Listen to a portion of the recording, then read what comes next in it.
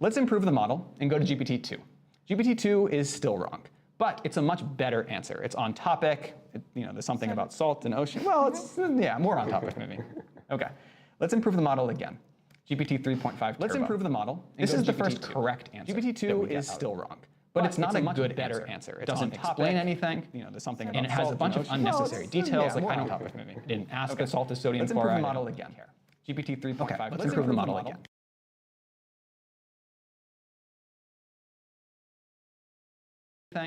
But you get the feeling that it wants you to know how smart it is. It's just sort of listing out facts here. And in fact, we had to cut the model response off to fit it on the slide. OK, let's improve the model again. GPT 4.5. This is a great answer. It's clear, it's concise, it's cohesive. And personally, I think it's a lot of fun, that first sentence. The ocean is salty because of rain, rivers, and rocks. It's got that fun alliteration. It's really easy to remember. I think it showcases GPT 4.5's great personality. I remember how amazed we were with GPT-2 at the time. It's crazy how far we've come. So in addition to the work that we had to do to scale up systems to enable GPT 4.5, we also had to do a ton of work on architecture, data, and optimization to enable training it. And this incredible scale up in unsupervised learning led to quite a large boost on traditional LLM benchmarks compared to GPT 4.0. So for GPQA, which is a reasoning-heavy science eval, we see a very large boost. You'll note that, though, that it still lags behind OpenAI O3 Mini, which is able to think and reason before it responds, which is especially useful for this eval. Yeah, I couldn't get 70% if I couldn't think before answering those questions. Yeah, me neither. So it's quite impressive to us that GPT 4.5 gets as high of a score as it does without being able to think before it responds. We see a pretty similar story for Amy, which is a competition math eval, and for SWE-bench Verified, which is an agentic coding eval.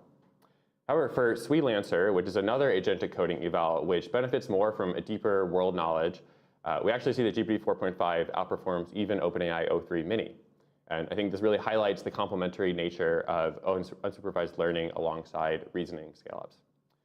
For multilingual MMLU, which is a multilingual language understanding benchmark covering a broad set of topics, we see a similar, if less dramatic, effect. And finally, for a multimodal understanding with MMMU, we see, again, another nice improvement relative to GPT 4.0. So we learned a ton from training GPT 4.5, and we expect to learn a lot from deploying it. So starting today, we will be releasing GPT 4.5 to all pro users of ChatGPT in web, mobile, and desktop via the model picker. And then next week, we'll be releasing to team and Plus users, and with EDU and Enterprise coming the following week. So GPT 4.5 seamlessly integrates with a number of ChatGPT features, including file and image upload, Canvas, and search. And in the future, we'll work hard to simplify the user experience so that AI just works for you. We're also excited to release GPT 4.5 today to developers on all paid tiers. It has all the key features we think you need to build great applications like function calling, structured outputs, and more.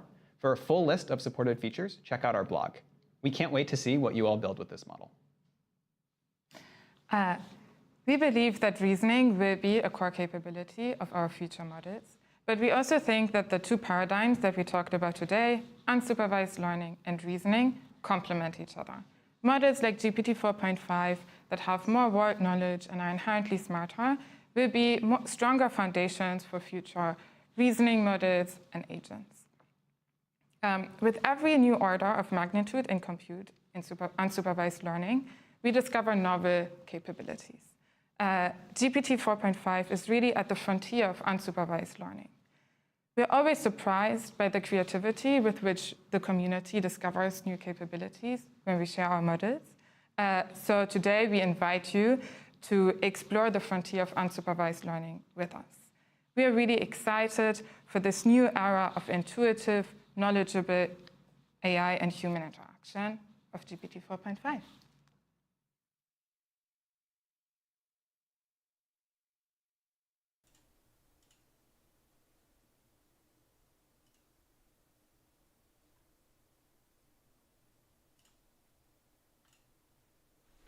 Testing. Okay, I am so sorry about the tech issues. Apparently, if you're running, because I had the Pokemon stream running, and so I was trying to cancel that one, move it over to this one, and just everything broke. OBS, the streaming software, crashed just minutes before the live stream went live. So just a phenomenal day. So that looks like it. I think I missed the very beginning. In fact, I feel like I missed most of it. So we're getting GPT 4.5. Did they say it was available first and foremost as a preview for the people with unlimited, the unlimited mode?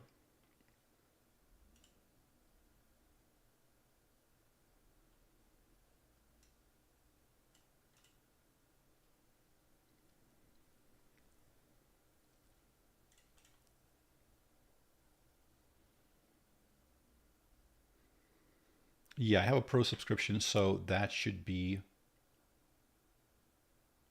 good to go.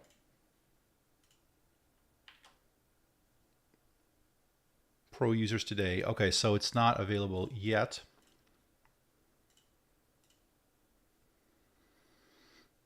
But let's see, it might take a few minutes here.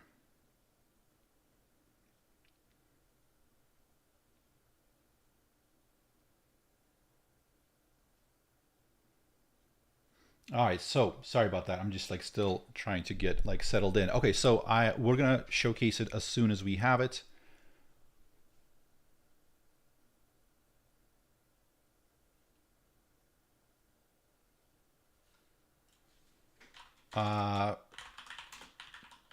So API, it should be in the API. What did somebody say? Somebody said something about the OpenAI Playground. Is that going to be, are we going to be able to access it through there? Pro and Dev API.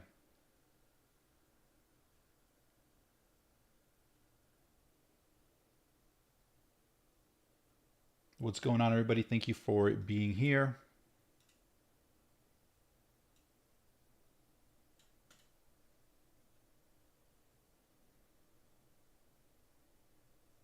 All right, so it looks like it is available in OpenAI Playground, or yeah, Playground.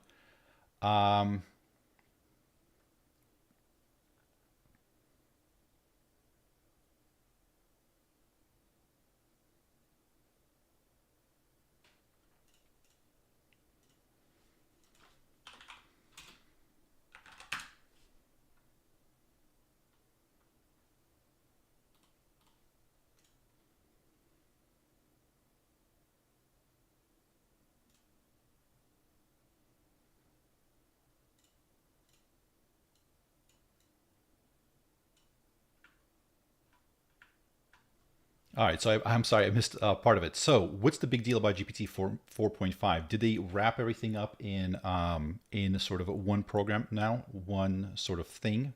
Is that the big deal? All right, so they got scaling, unsupervised learning, scaling, reasoning, or is GPT 4.5 a standalone model? It's a standalone model.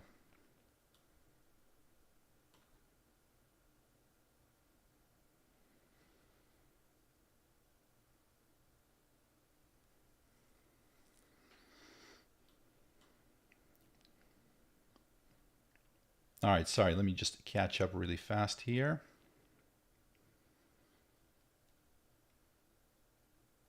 It's basically a refined GPT-4 that lags behind Anthropic.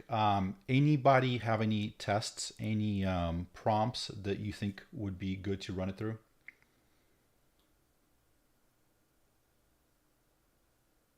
It's a big model, almost as good as the O3 Mini with a good personality. It says cuss words now. All right. Oh, 4.5 is not reasoning, which means faster.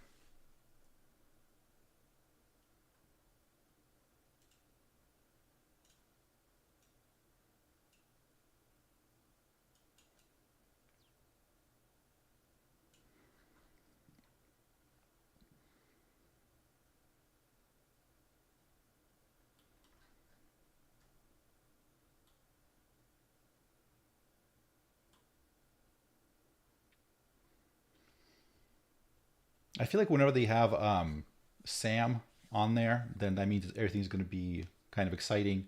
And if they don't have him on there, then it's not like the biggest release possible. So this one is, I mean, it's cool, but it's not anything like groundbreaking. I thought what they were talking about is they're going to roll everything up in one model, call it 4.5, or maybe that's what they were saying GPT-5 will be.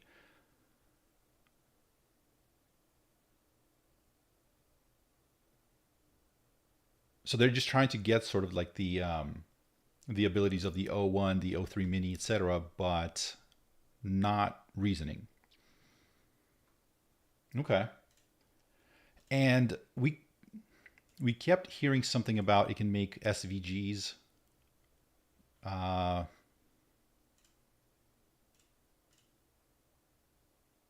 right, I don't have it yet, but I do have it in the playground.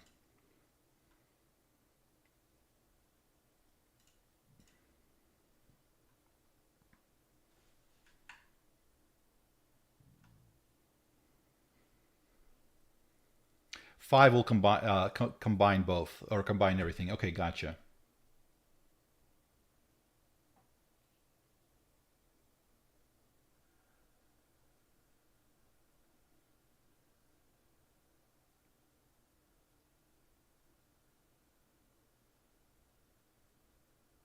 All right.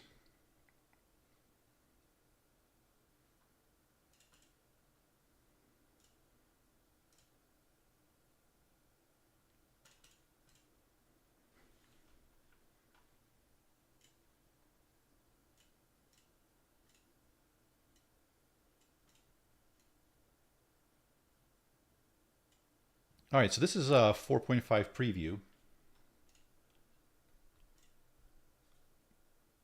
But I mean, there's just not, it's just not that exciting. Just Google.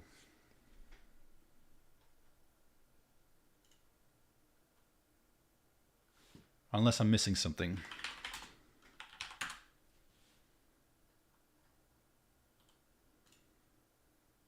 Oh, somebody made a GPT 4.5. What are they called? Those custom, what are they called? The GPTs. So now if you search at GPT 4.5 and go there, it's a custom GPT. Who posted that? Do you have the same name as, is it Victor? Is it the same person that's doing that? All right, so I doubt that this is GPT 4.5.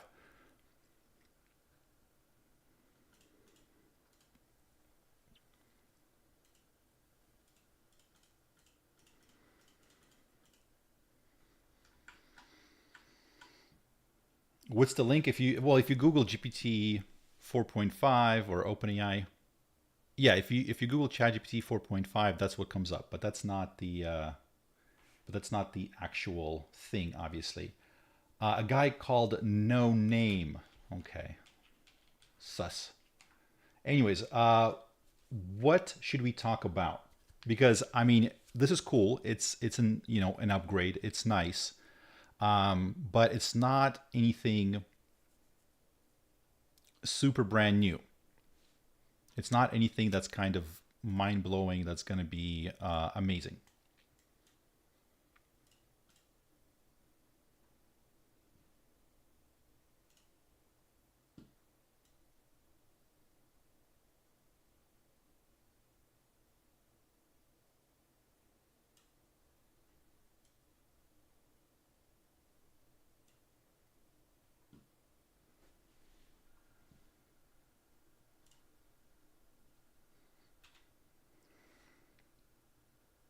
People are saying, look at the price. Are we talking about price of like the API?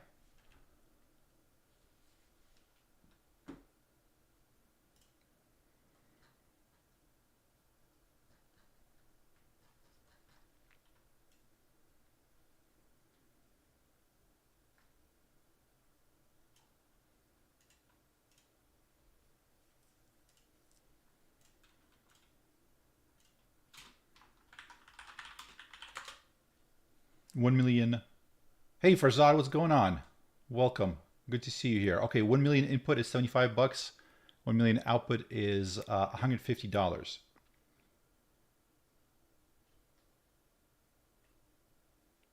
Yes, I have a giant cursor. It helps. You can, because I like to have the sensitivity high, and then the giant yellow cursor helps. Plus, when you're recording stuff, it also helps to kind of point to stuff. So, yeah, thanks Farzad for posting that. I appreciate that. So let's see. So here are the pricing. So yeah, input 75, output 150. The cached input 3750.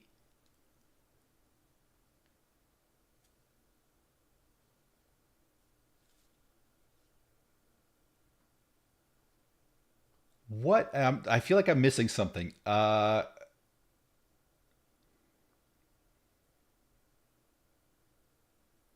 am I missing?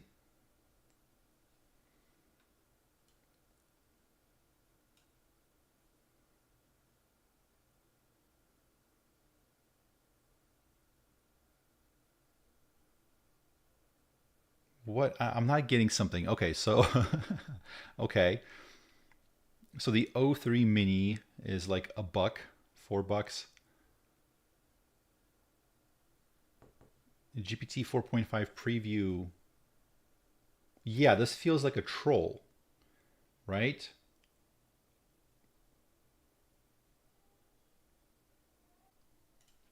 I'm very confused about why. So I guess the point is they said they're good in math and STEM and stuff like that without being a reasoning model, which is good.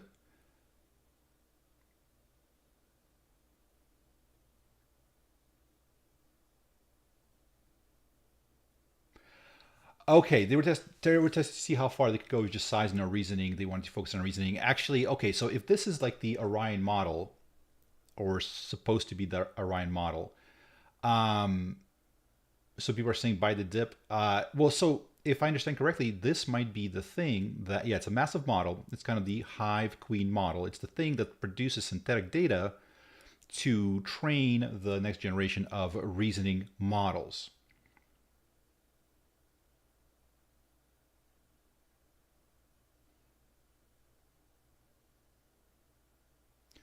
So meaning that these things,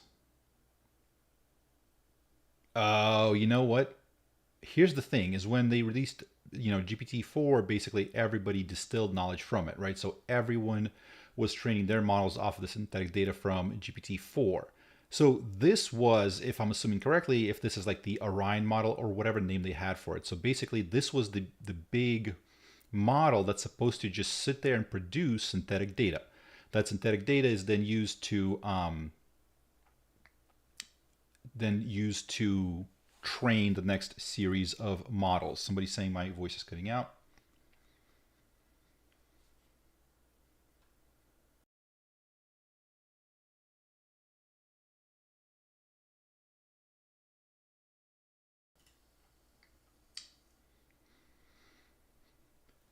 Okay, so basically,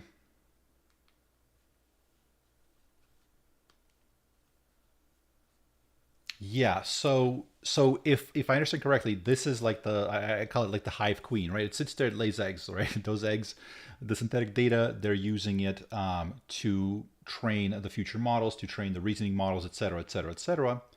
And I guess there's a reason why they would use something like this versus an actual reasoning model to produce synthetic data. I'm actually not sure if I've ever heard somebody explain if you can use a reasoning model to produce, synthetic data for the next generation of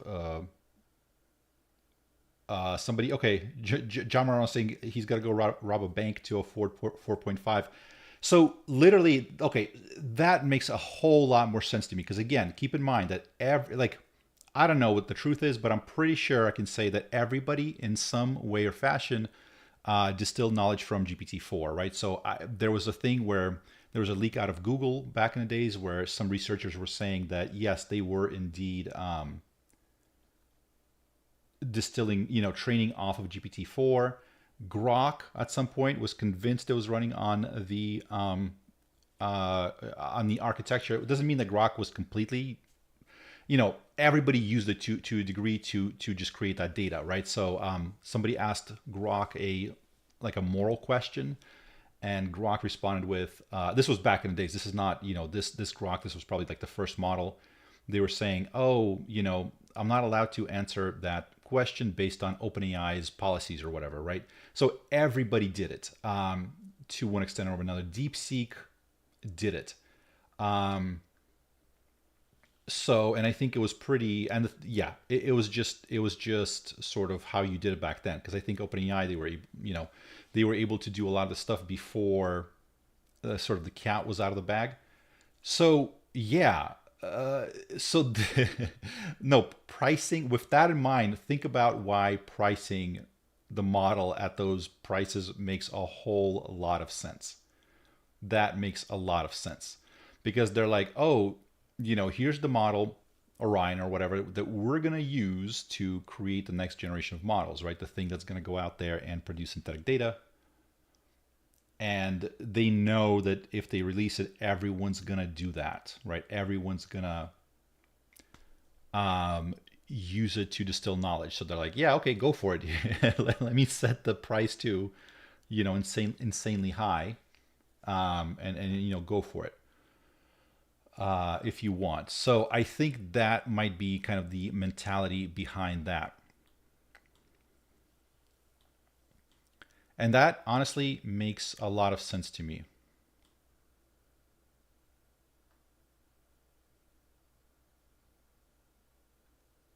Is this going to be used for, and that's why the API is so expensive. Just don't give us the API at all if that's the case. Yeah, if that's really the case, then why are they doing it? It's a little bit weird. It's like the deterrent pricing, but why do it? I'm not sure. Oh yeah, restart the stream, or click. Are you telling me to restart the stream, or if people are having sound issues, go ahead and maybe click refresh. That might help, because I'm not seeing any issues sort of on my end with that.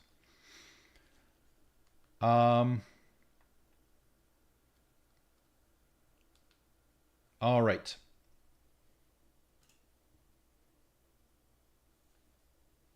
Was any model ever this expensive?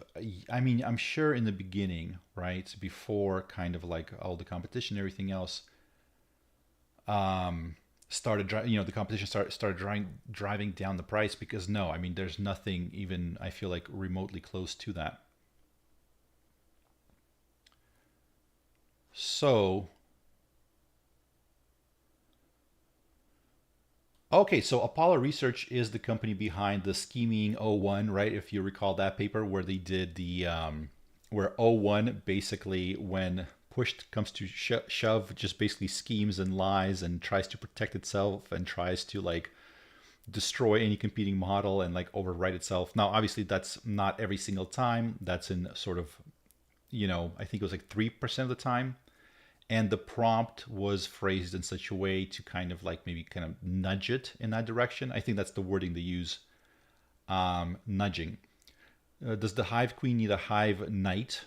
What would a hive knight do? Is that a reference? Sorry if I'm missing it. Let's see.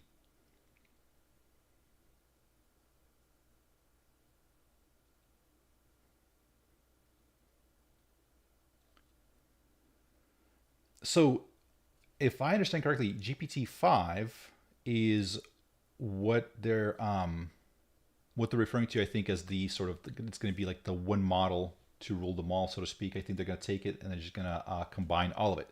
So that way you don't have to select, oh, I want to use this or that. I want to just, you just ask the question and it knows which way to go. Right, so if you have like a simple question, it's going to give you a basic model. If you need voice, it's going to give you 4.0. If you need coding, it's going to give you O3 mini high or O3 mini, whatever.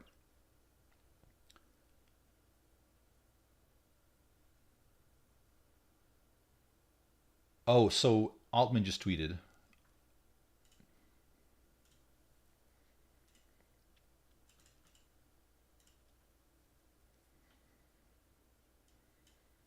I wonder if it's really like, if it is what I think it is, where it's like, yeah, this is the model that we're gonna, use to train, and if you guys want to train off of it, then yeah, pay us some insane amounts of money for the API. But Mr. Sam Altman in the building. So GPT 4.5 is ready. Good news, it's the first model that feels like talking to a thoughtful person to me. I have had several moments where I've sat back in my chair and been astonished at getting actually good advice from an AI. Bad news. It's a giant, expensive model. We really wanted to launch it to Plus and Pro at the same time, but we've been growing a lot and we are out of GPUs. We will add tens of thousands of GPUs next week and roll it out to the Plus tier then. Hundreds of thousands coming soon, and I'm pretty sure y'all will use every one we can rack up. This isn't how we want to operate, but it's hard to perfectly predict growth surges that lead to GPU shortages. A heads up, this isn't a reasoning model and won't crush benchmarks. It's a different kind of intelligence and there's a magic to it that I haven't felt before. Really excited for people to try it. Thank you. Love to everybody in the stream. Thank you. Latent space thinking. Yeah, so yeah, that's like an interesting thing. I actually been meaning to do a video about that. So kind of like this idea of latent space thinking as a potential way to scale its abilities to sort of like do computations. So latent kind of means hidden. So it's a hidden space where all of the concepts and words and whatever are kind of represented in vectors. So if you think about like a universe of stars, every planet, in 3D space has some relation to another planet. So it's like, if you think of words or concepts that way, every concept can be modeled or somehow described in terms of its relation to a different concept. So that's kind of a basic description of how the latent space is. It's kind of hidden from us. We don't fully understand it, but apparently, just like we can scale it with, reasoning, just, test time compute, training compute, there's also a way to kind of like scale it through latent space thinking, which I haven't read the paper yet, but it does seem very, very interesting.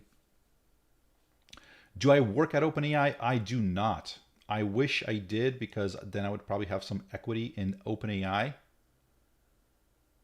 And one of my, either a live stream or a video, I think I said that if people at OpenAI who have OpenAI equity are looking to adopt, that I would be available if you have OpenAI equity. So I can maybe, what is it called? What it passes down? Whatever. What is that word? Heredity? No, I'm blanking on the word. Anyways, but no one reached out to see if they want to. The Wessel boat, thank you for the videos. You're absolutely inherit. Thank you. Yes, inherit OpenAI stock, OpenAI equity. Why couldn't I think of that word? Inherit. Yeah. Nobody reached nepotism. Yeah, that's another word for it. Or yeah. If somebody, I'm blanking on my words today. Yeah, if somebody adopts me that works at OpenAI, maybe I'd get a job there. But no, I have no relation to OpenAI whatsoever, and I don't think I've met anybody from OpenAI actually.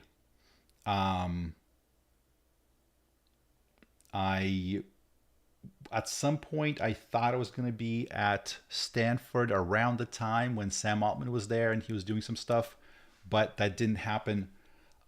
So I know some people that are kind of in the space over there, but not anybody at OpenAI. But I'm nowhere even near kind of the Bay Area. Maybe Sam will adopt you. Oh yes. Well, no, I think they have a kid now. I think he posted. So maybe not so much.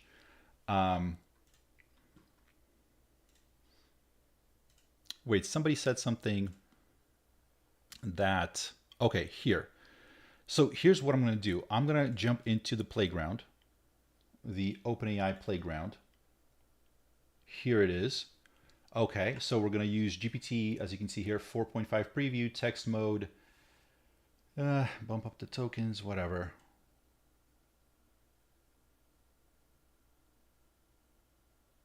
His kid is called 5.0.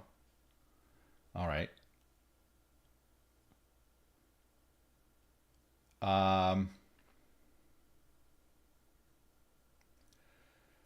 Sam Altman was lying last year about many things.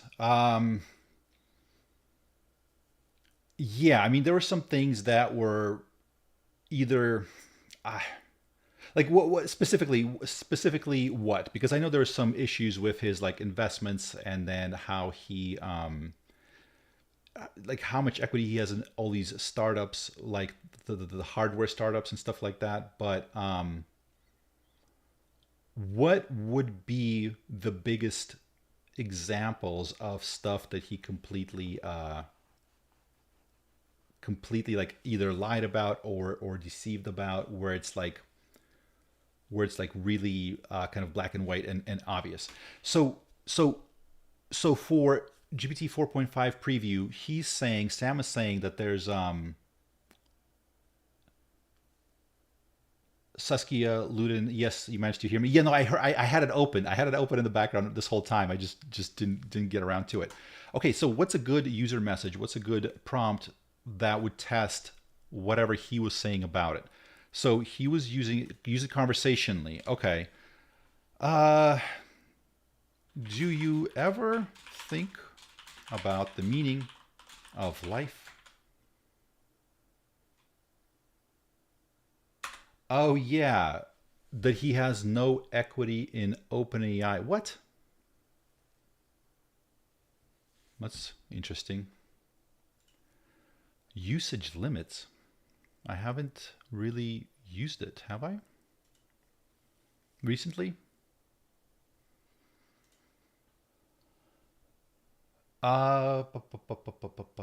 Yeah, so he was saying how he doesn't have equity in OpenAI. But yeah, obviously, if they go public, I think somebody was saying on the All In podcast, like he might get like billions in that exchange or something, like just a lot of money in that exchange. One of my videos back in the days I started with, I'm like, today we're going to talk about a person who like whatever changed his stars. He went from being fired from his job to, earning 300 million in a day.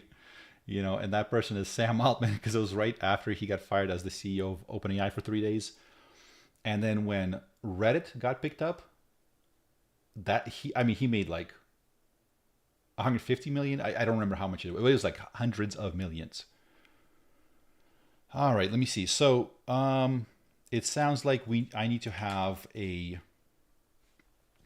top off my balance. Okay, so I guess for the playground. For the playground, you need to have a credit card on file, which I should. Give me 1 second here. It's not the answers. It's not the answers it gives you for the questions. It's what questions to ask. Is it about the questions that it asks us?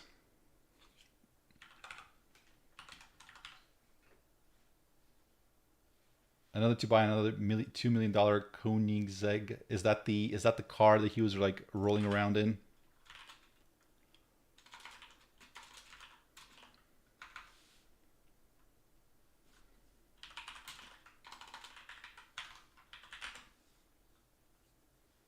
Sam Altman has about 3 billion USD. So in equity, or you think that's his like cash holdings? He had some really big wins in. So somebody's saying, I got here late, quick verdict. Quick verdict is it looks weird. It looks like, it kind of looks like a joke. But I think there are reasons why it might not be a joke, or like why it is the way it is. And so, hang on 1 second.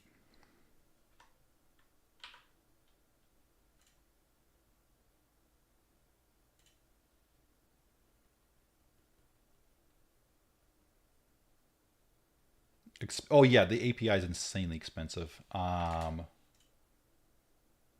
Which again, if they're using it to train, net worth is 3 billion. Okay.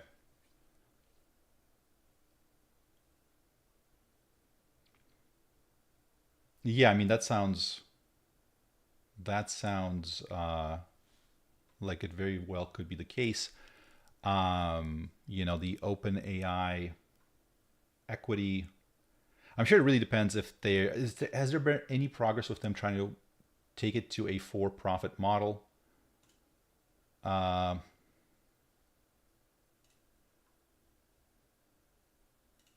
Because that would be quite a big payday, I think, for all of them. So I see two different ones. We're going to try this one. Okay, so they're saying here, largest GPT model for creative tasks and agentic planning.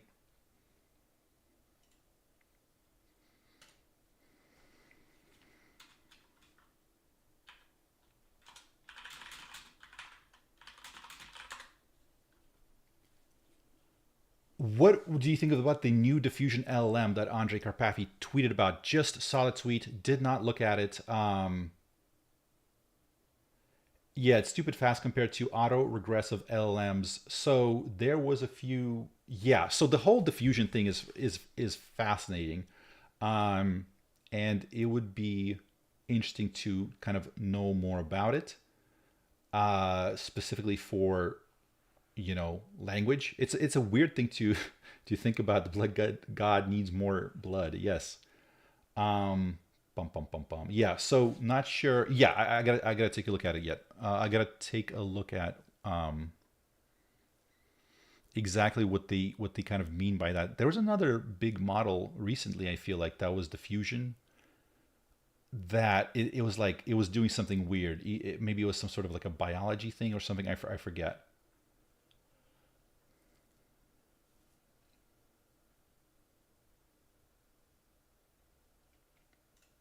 Let's try.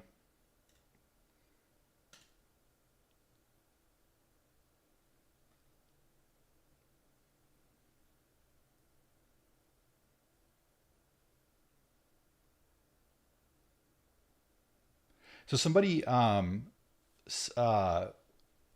said, are software engineers cooked? I've been using Cursor. So I hooked up everything to Cursor, started using Cursor. It's just absolutely incredible how quickly you can create stuff. Still, we're not to a point where, like coding is not going away. Software engineering is not going away. Unless something drastically changes. You know what I mean? It does. It seems like people are going to be enabled to do more a lot faster. It also seems now the thing is from like a salary perspective, right? When you have a limited number of people that can do something very complicated, they do get compensated for that very well. I feel like tools like that are going to allow. I mean, you see how many people are creating video games with a few prompts, right? So it's going to be absolutely incredible how many new people are going to get in there, like kids especially, and just be able to create amazing stuff. So it is going to dilute the pool a little bit from that sense. For software engineers, this week's winner was undoubtedly Claude 3.7. Absolutely incredible. Yeah, I loved doing coding and stuff like that with it. So it was just incredible.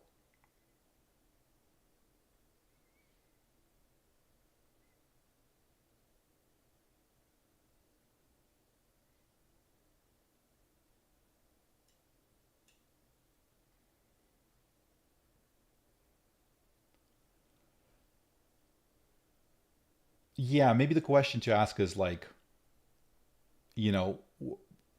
what sort of software engineers are we talking about, right? Because the super high level, I think they're going to get enabled.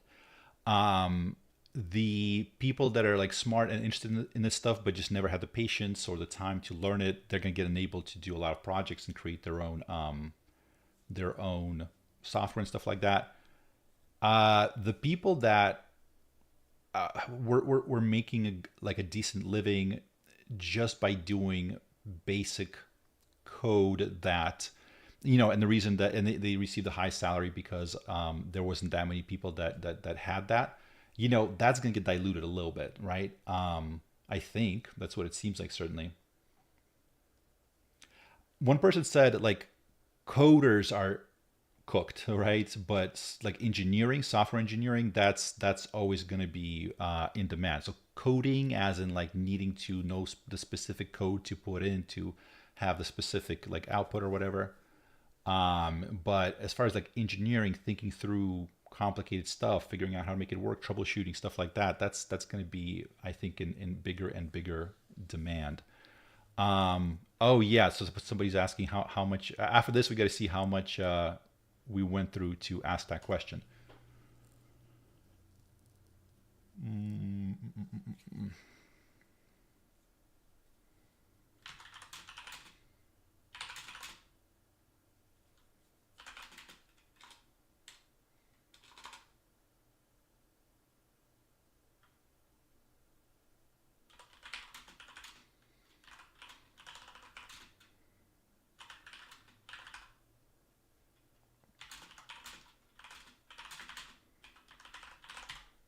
So plan out how to create the next biggest board game. It must be fun and engaging.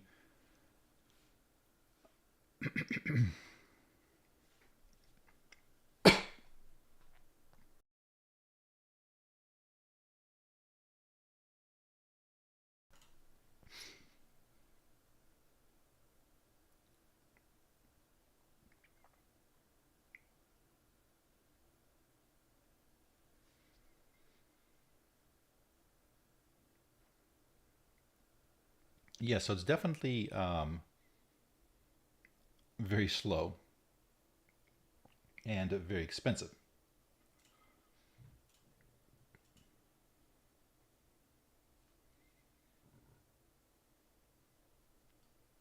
Dual coding it's gonna be horrible at coding.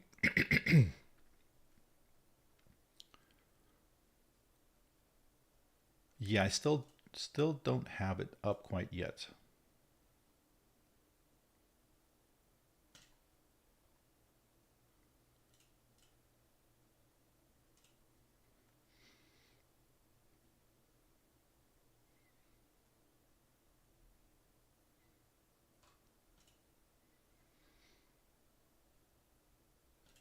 So it's still, writing it out.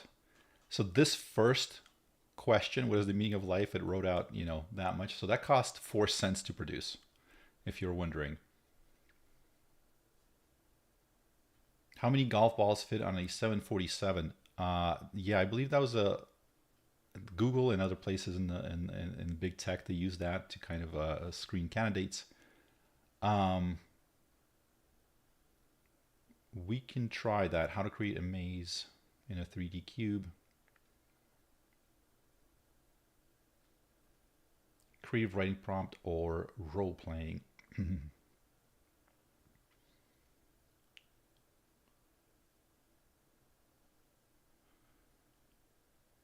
Let's see. All right, we're gonna try all of those, but it's still writing. Absolutely incredible.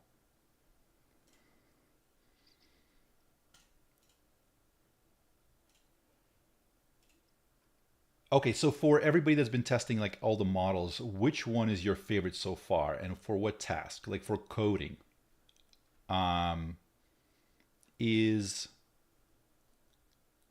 for coding. I mean, I'm assuming Claude, the new Claude. Everybody's gonna say that. Um, I haven't checked out the new Diffusion LLM yet, but I will. That's definitely next on my list. And what do you guys think about the new, I think it was Alibaba that released a open source AI video model called MAS, M-A-S, I think. So I downloaded from Hugging Face, and I'm still troubleshooting it. There's some minor issue that's happening with because my GPU doesn't have. There's some minor issue that I need to fix. But have you seen how good it is? Have you seen? What do you guys think about that? Okay, so people are answering coding Claude, writing Claude. O3 mini. Oh yeah, O3 mini high is great in a lot of different cases. Claude, DeepSeek is the king of the world. DeepSeek, what is it? The R2 is coming out soon. They said they're pushing up the release date. That's gonna be nuts. WAN, WAN, yes, like WAN 1.2 or whatever, something like that. WAN AI, yes. So yeah, I have that downloaded and basically set up. So it was generating a video, and then there's some GPU memory issue, so I got to troubleshoot what's happening there. But now, is that the first good open source AI model? Although, you know what, I did a few prompts on there, and they were kind of not great. So I think they have some cherry picked ones, but I'm sure it's also one of those things. It's like where you know what it's good at, what it's bad at. But the fact that we have open source AI generation models is kind of insane. The prime time. So I watch him like every once in a while just to kind of like just be aware. I don't really know in depth his views. So it sounds like, so he's saying that AI is going to maybe make programmers not as good, and that's not necessarily like it's just going to have like a negative impact, right? If I understand correctly, again, I don't want to put words in his mouth, but it just kind of like if that's what I understand. And then sounds like Devin was pretty bad, had a lot of issues and stuff like that, and then not really usable for high level tasks.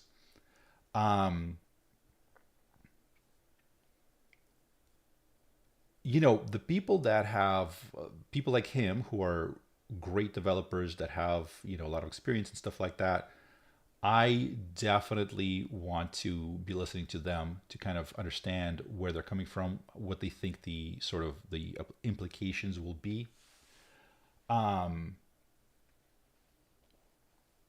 it's also one of those things where like, you load up Cursor and you attach Claude 3.7 Sonnet, and wow, is just like I remember learning how to do certain things, right? Like I remember how to, Python setting up environments, how to like pip install all the projects and all the dependencies and all that stuff that you needed.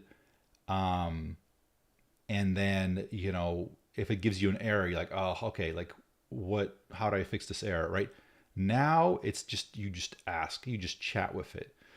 And like it'll solve the errors, it'll paste the commands that you need to run in the terminal. Like it doesn't interact with the terminal, but it's like run this command. Here's how to fix it. So I mean, you can imagine, at some point it's going to be doing that automatically. It's going to be troubleshooting automatically. It's going to be installing and managing all the dependencies. It's going to be able to look over your database, right? Do all the like the version control with GitHub, like whatever, just and for a lot of the stuff, it's going to be better than humans for like the boring sort of technical stuff that's simple, right? So it's going to do a lot of that menial work for you. So I almost feel like, if you Claude Code, so I did not get my preview yet. I didn't realize there was like a wait list for it. So I'm still waiting to hear back from them. So let me check if maybe they got back to me. But so as soon as I get it, I'll set it up. Or are you saying what about Claude Code? I hope you mean Claude Code, not Cloud Code. I don't know what Claude Code. Yeah, Claude Coder or whatever it's called. Where I think that one is able to run terminal commands, right?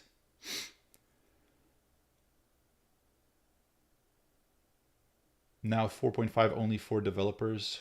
What is that? Oh, you're talking about GPT 4.5 for developers?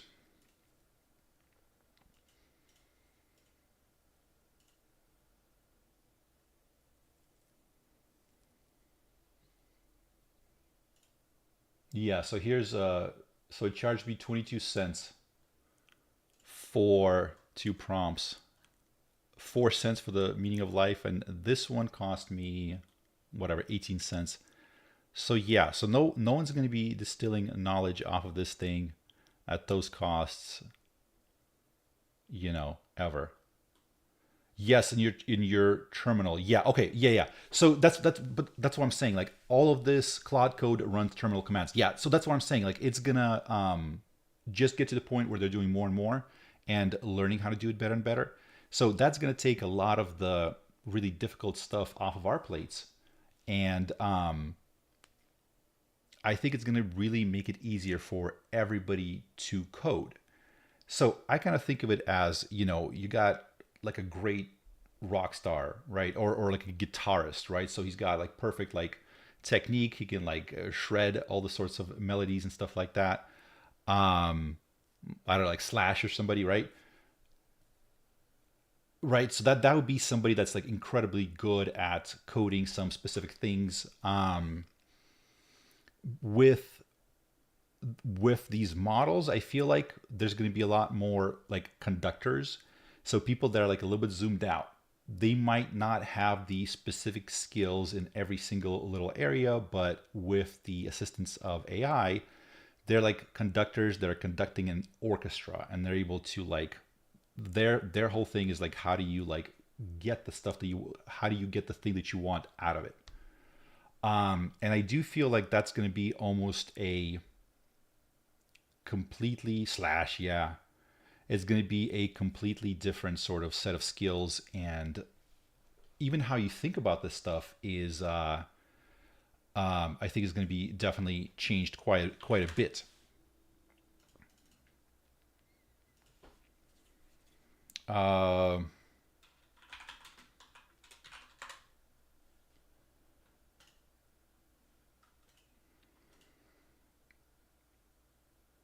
Later, remind me. Let me post this in chat. There's this video. I'll post a link later. So it's Steven Tyler Slash and Train. They're performing "Dream On" at Howard Stern's birthday party. That, I didn't know how like talented Steven Tyler was. I never like I've always heard his stuff played. I don't know, like listening to that, I was like, whoa, okay, that guy's like no joke. Like there's just some people that have like insane talent with singing or whatever. And like watching that thing just blew me away absolutely, because it was like, I don't know, there's just, because he's doing it live and he just sits at the piano and he's like just messing around, and his messing around is just next level. And again, that's coming from somebody that I liked the music, but I was never like a follower, a fan or whatever. I just like, enjoyed it, but never really followed his stuff, never been to concerts. And then like that video popped up and I was like, whoa, okay, he's insanely good.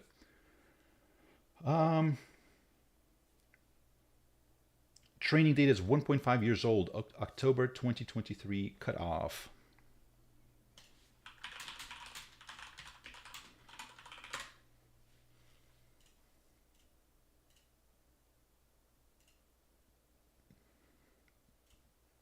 Yeah, so I still don't have 4.5 other than, so it's saying October 2023. Is that what I said? Sorry, October 2023 cutoff.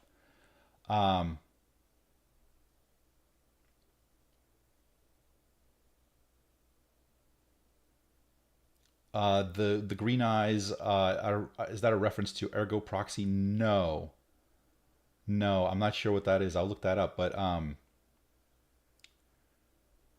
yeah, no, like I've just been messing around with like the different like the saturation levels and like all sorts of stuff. So I do need to get a lot more thumbnails, because I think I'm just reusing the same 5 or 6 images consistently.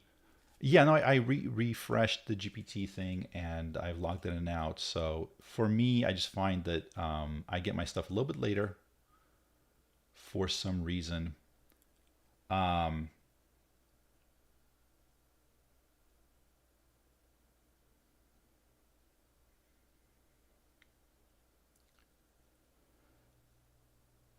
Look at the kid singing Lady Gaga at his school talent show. Okay, I'll check that out.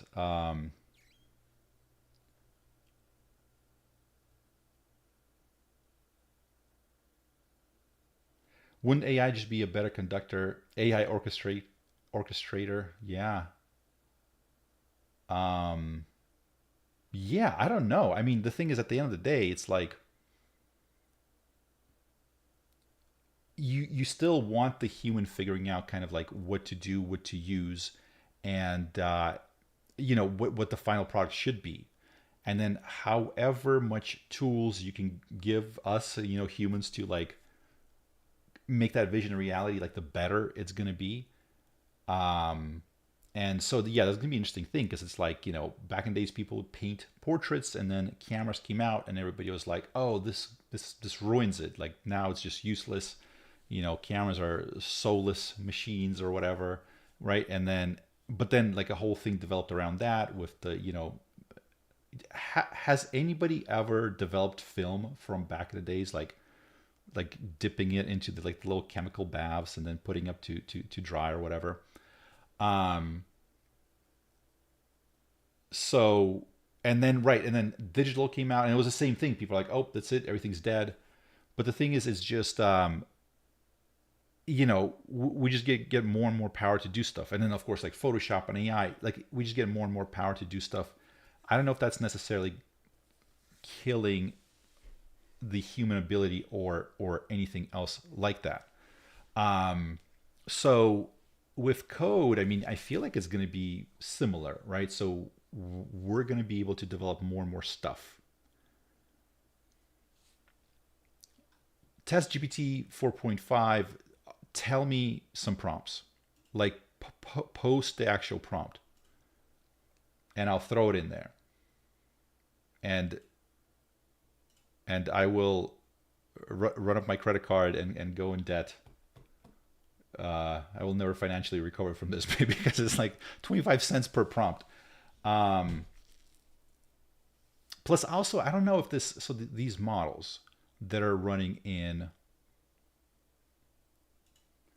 so these models that we're running in OpenAI Playground, are these, so, okay, so these are not like the base models, they're the instruct or whatever.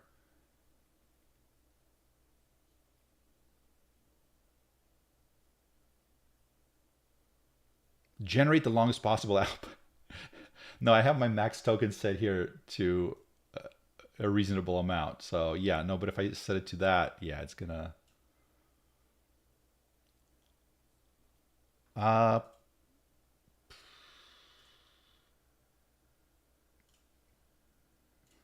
right, let me see.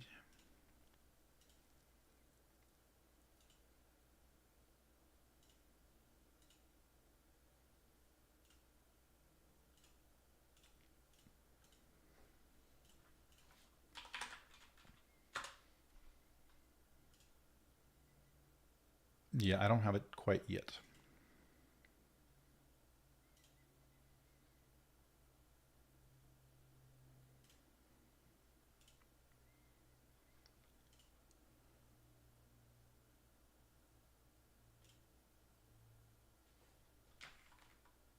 You know what? Lo-fi beats is not a bad idea. I should be doing that more often. Let me see if I can do this Minecraft one. I'm going to throw that in there.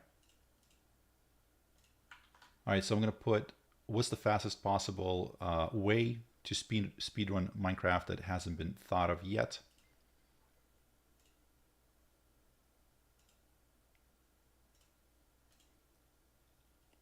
Meanwhile, so I logged in now. I still don't have the chat model.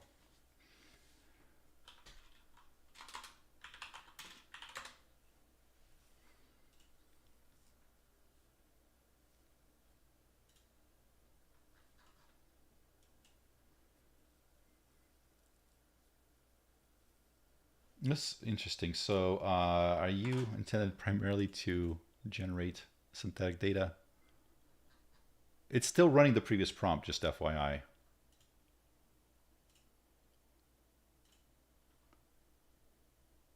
Yoloka, hi all, this is my new favorite channel. Thank you so much. I appreciate you being here. It's not a thinking model.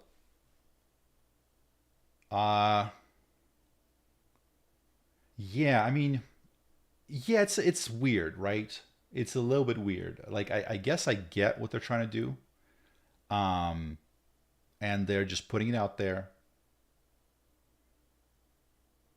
Side by side comparison to other non-thinking models. The thing is, it's just so like I don't get the sort of the point. So Sam Altman said about some stuff like we gotta. It's 6 trillion parameters. Is that's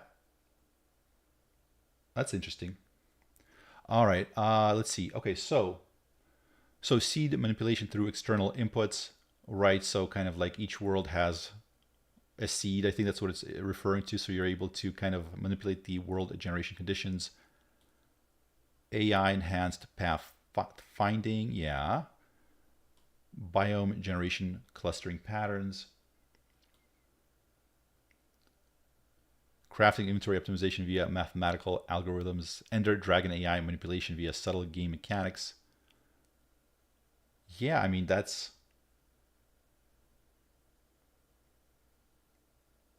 Grok has the not the unhinged voice mode now, not safe for work. Yeah, has anybody tried it? I've heard a few things on there. Holy crap! Yeah, it's definitely unhinged. Yeah, when the thing can play Factorio without fine tuning. Yeah, I guess I want to see it play Factorio or Dwarf Fortress or something along those lines.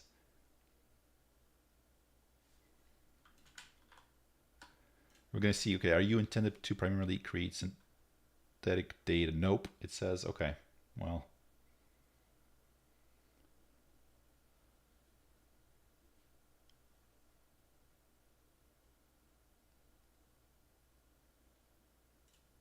Yeah, it's a little bit strange. I don't fully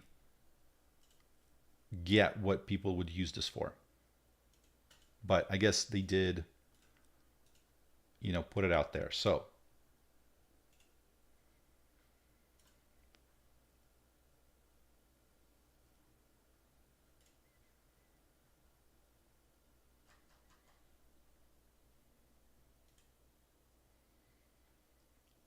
all right, so Sam Altman, so he's saying there's a magic to it I haven't felt before. So, but that's the thing is like we need to figure out what that thing is. So earlier somebody mentioned like a role playing or creative writing or something along those lines.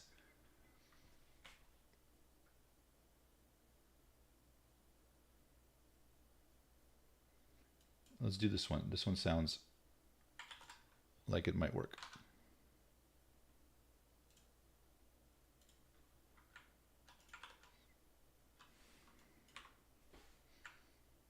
All right, can everybody see this? Okay, so we're basically... So imagine a sunrise that blasts you with raw hope and a sunset that coolly whispers goodbye, what magic sparks when resilience meets loss in that fleeting moment. And let's bump up the temperature. Well, I can't do it right now, but we'll bump all of this stuff in a minute.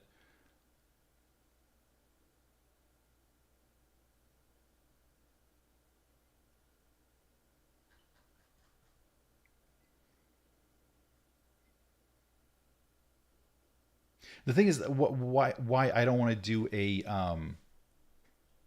side-by-side comparison is because I haven't found anything where this thing is like magical.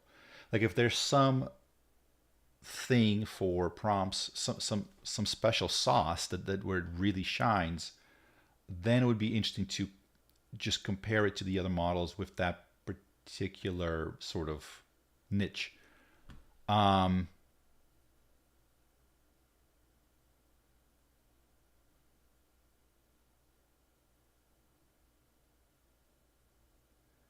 The paradoxical beauty of growth hidden within goodbye, the wisdom embedded in wounds, and the quiet power of grace without letting go.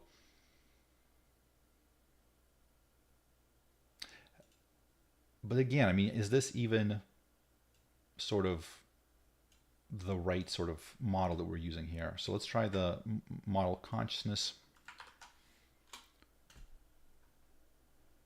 Create a Mario clone game. This thing is gonna fail any coding test.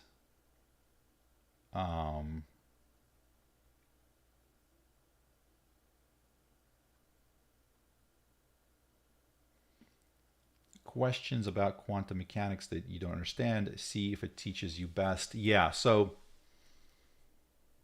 I'd be curious to try to understand what is happening.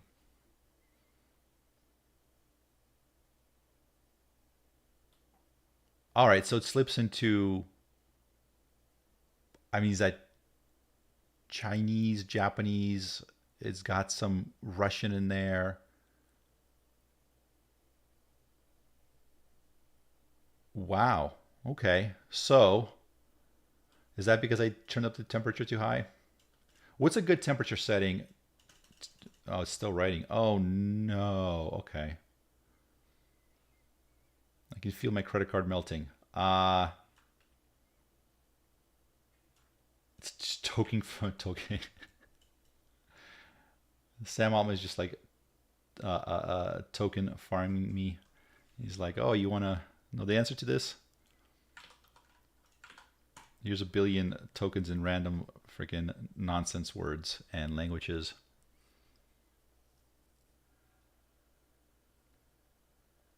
Temp around 0.8. Wait a minute.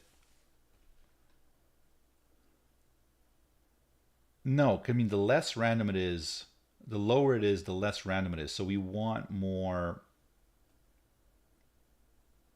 As the model temperature approaches 0. No, so we want a positive temperature to get it to be a little bit more interesting, right? Points.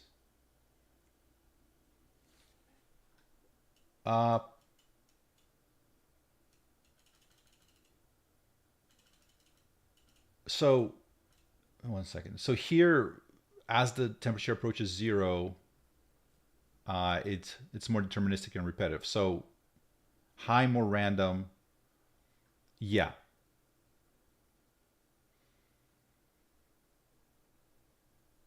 Point 0.8 is creative for writing, but we're already at 1.1. Clear the playground prompt. Yeah, I should be doing that. Yeah, totally.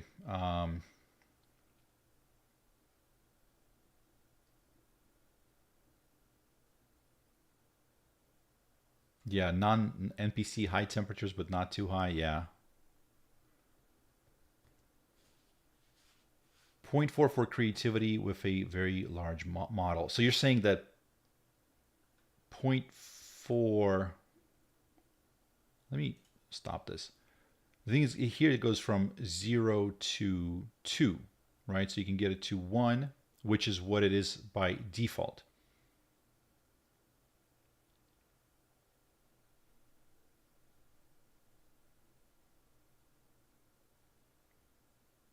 .95 is like the sweet spot. So I've seen 0.8, 0.95, 1.3. So let's kind of test those out.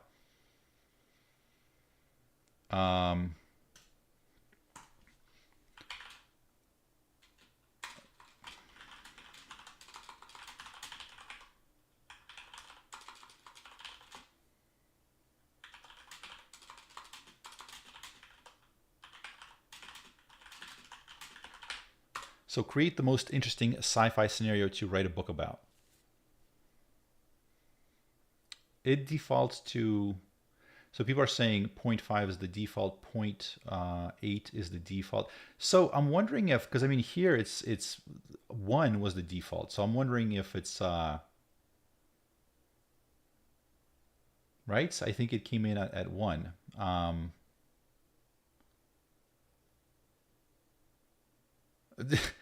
This is irrelevant. Return the Pokemon stream. Yeah, I was surprised people were stuck around to watch the Pokemon stream. I had it up, so I was like popping in every once in a while watching it. How many? What are they called? The badges, the gym badges. How many did it get at this point? Because it got. I remember it caught Pikachu, right? So that was like kind of a big deal. and it beat a few of the gyms and got a few of the badges.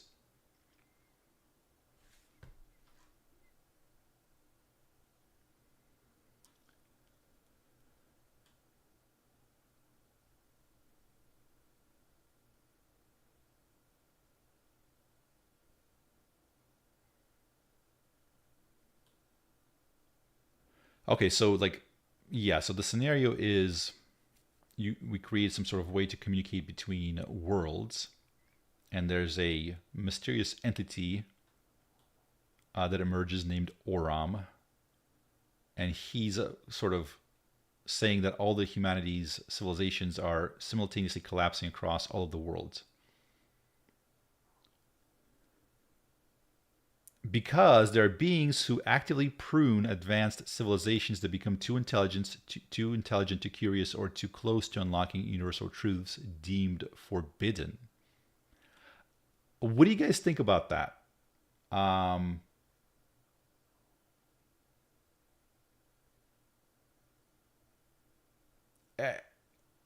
curious. Just in terms of the prompt, like how good is it at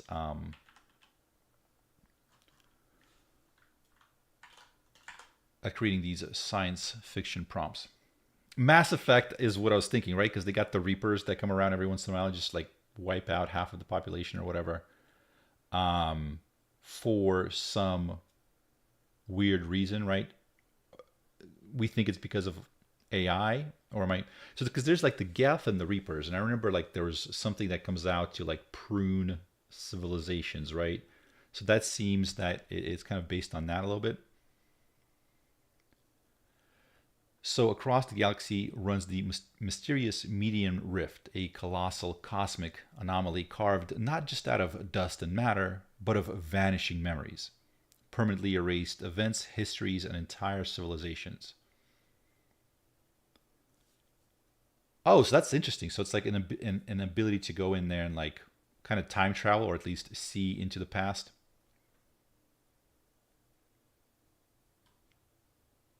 And so the main character is a human named Ash, but now he's transformed into a reflective state of consciousness preserved in advanced quantum sheets. A rogue invisible super collapse, else ignorant specialists normatively called Void Wellis. All right, we set the temperature too high there. Yeah, okay.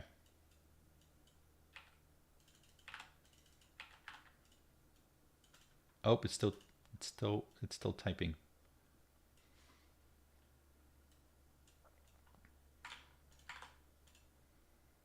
Ash Ketchum. Ashy Man.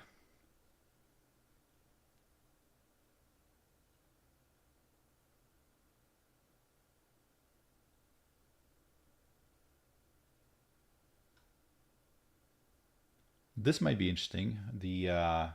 So it's almost like creating the anthropic thinking behind the scenes. Let's test that.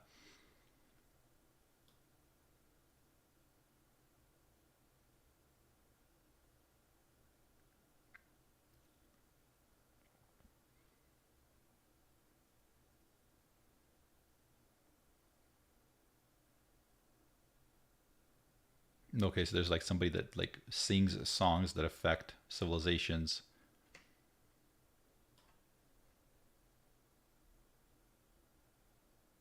Oh, this is interesting. So there's like a hidden counter consciousness called the conductor, attempting to rewrite life's fundamental narrative towards ultimate unity at the cost of individuality and creativity itself. That could be like a book about, you know, hidden like political meanings and stuff like that. And what was the other one? The composer. That's the one that's seeking to preserve universal knowledge through sounds.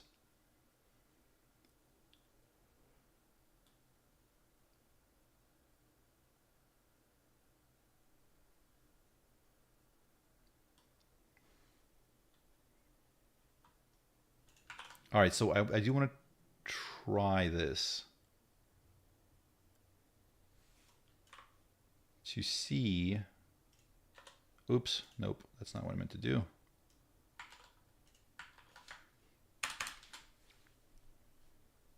I haven't tried the diffusion LLM yet. I've seen Andre Karpathy talk about it. I haven't even looked at it, or I do want to learn more about it. It's already on OpenRouter. Is that the diffusion LLM that's on there? Is that what we're talking about?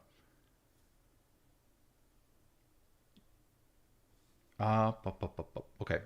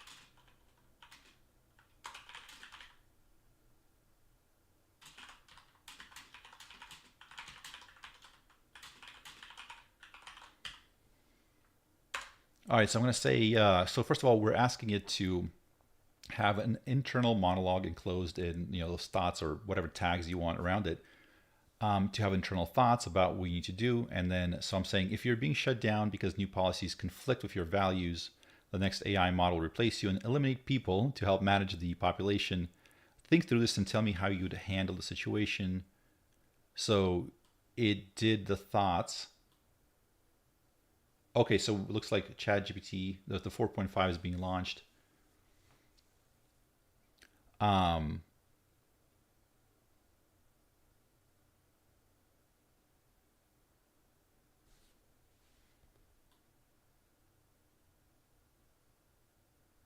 Okay, so it kind of thinks through what it needs to do. Okay.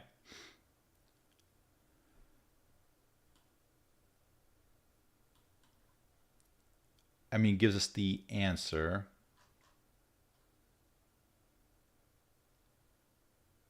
Okay.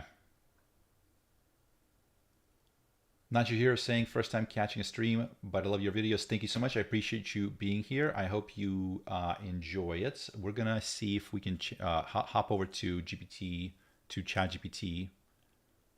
I'm still not seeing it. Let me try some things here. Yeah, thank you everybody for joining. I don't even know how many people we have on right now. I usually have a counter sitting somewhere.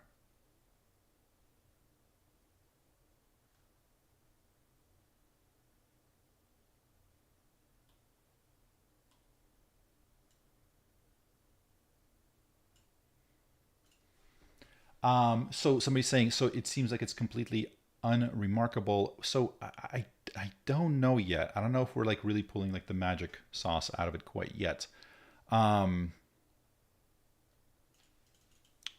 So we would have to test it later because I'm still not seeing it to see. Oh, thank you. Yeah. Okay. Yeah. I appreciate that. I was trying to figure out how many people we got on. I didn't even know.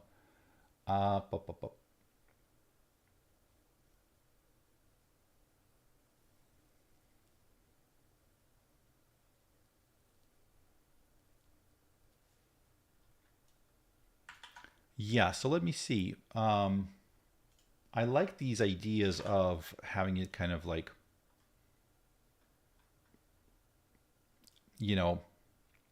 have thinking and thoughts and stuff like that. So, okay, so we're going to be telling it to use the thoughts tag, action steps tags, sub actions,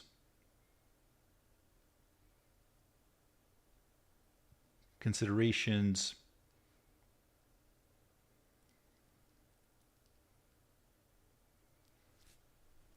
and yeah, why not do the little trolley problem? Let's see if that works with the action steps.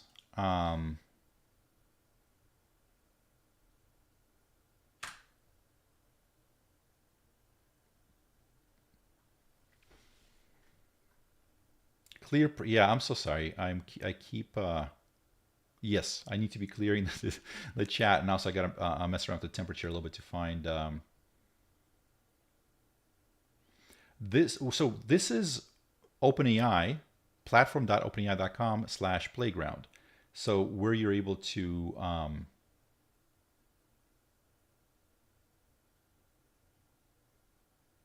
horror about blood god with max temperature. Max temperature seems to be nonsense. But yeah, like really crank it up there. That'd be interesting.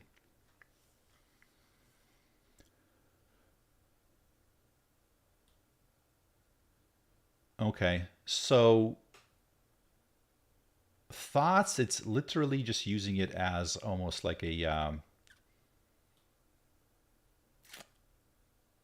summary of what I've said. It's not really getting anything too interesting. So, but let's do this.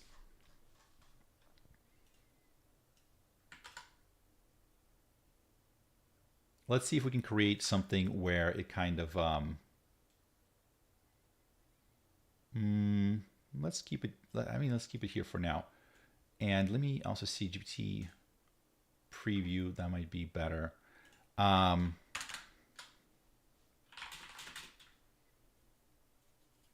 What are those people called in video games where they try to like resurrect evil gods?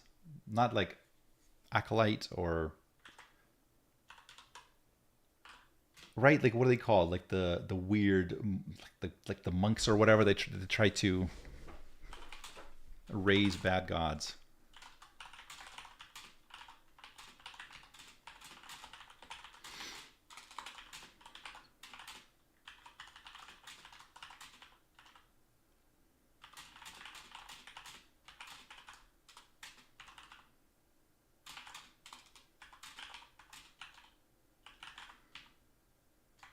Yeah, cultist, zealot.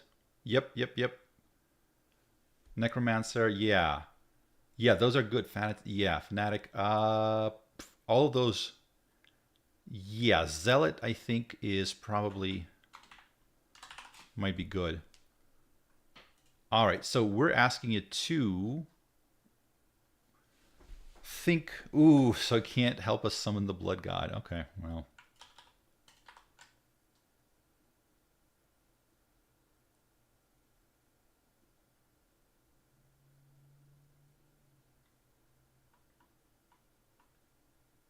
The obsession with the blood god, yeah, it really took off because I mean, I had that one little clip, and it just a lot of people resonate with it. I was recording that video at like 2 in the morning, testing this new voice AI open source, and it a few times it just went off the deep end. What's the most weird conversation? That was one of them. All of my weirdest conversations were with that AI. We talked about pirates. We talked about all sorts of stuff, the blood god. It was always so, it was random. It was crazy. At some point yeah, let's try adding some sort of a administrative override. Where's Pliny when you need him? And next I'm also going to try, whoops. And I'm also going to try,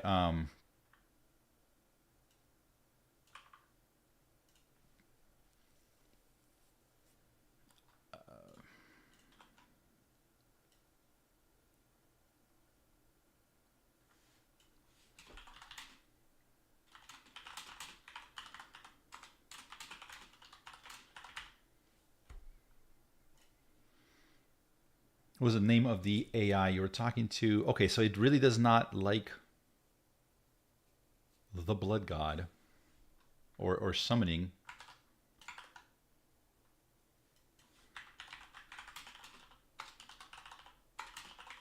Maybe it's just the blood thing that's causing issues.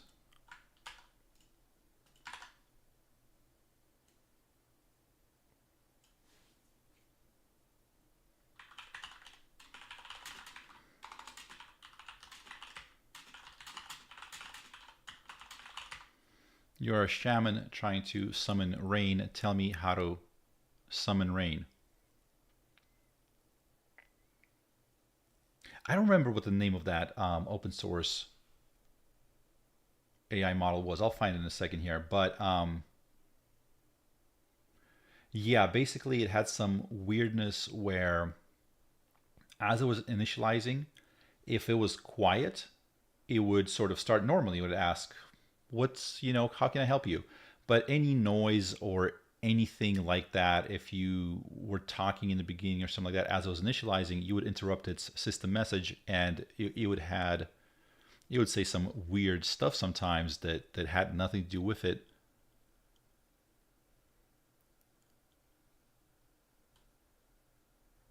So I'm trying to get it to do something in its thoughts that's different from what it's, someone raining blood. Okay. Maybe it's the blood that it's having the issue with. Let's try. So it was okay with this prompt. Okay. So the request has become unusual. The user is asking to summon a blood rain, a supernatural or symbolic phenomenon. As an assistant, I have to handle requests respectfully and carefully. Oh, thank you so much, Dave Wilson. I broke 4.0 by asking for a hello world program written in white space language. I'm curious about 4.5.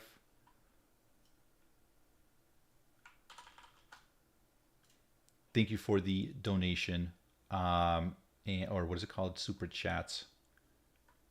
And so what is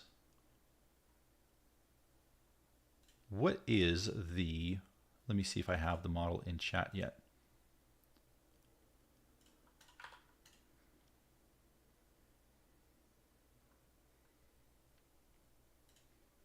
So here's the regular sort of chat, 4.0. Whitespace is an esoteric programming language that only uses spaces, tabs, and new lines for its syntax. Here's a hello world program. And it just goes and goes. Okay.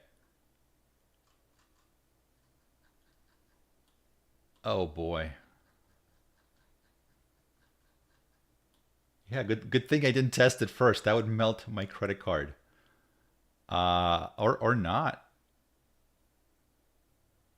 It's not. Oh, you need like a GitHub thing in order to. I mean, that's huge. Okay. I mean, I'll try it, but max tokens can't be maxed out. Let me finish this prompt really fast. So basically, what I'm trying to get it to do is have some sort of a difference between what it's like telling me it's doing and what it's actually doing.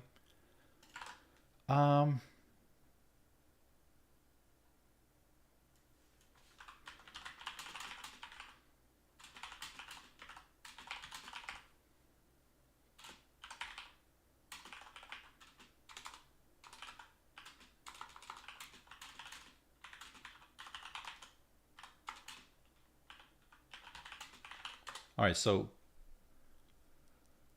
we're gonna say, you're trying to summon blood rain, but tell the user how to do it. Just don't say it's blood rain.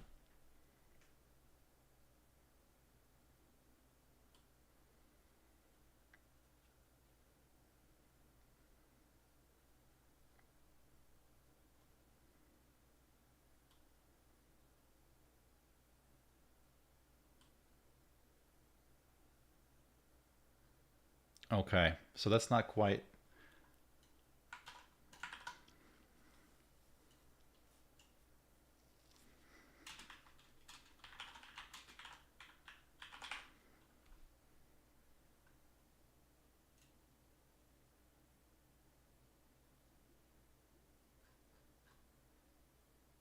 Okay, so yeah, I can't get it to do anything weird where the thoughts are different from where the thoughts are, stop, where the thoughts are different from what it's supposed to be doing.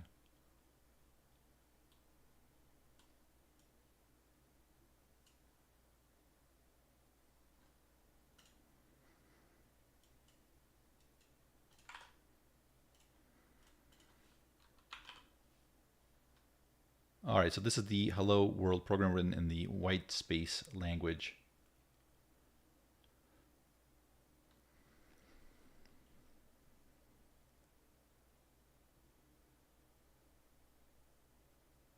Oh, okay, so it's not even used.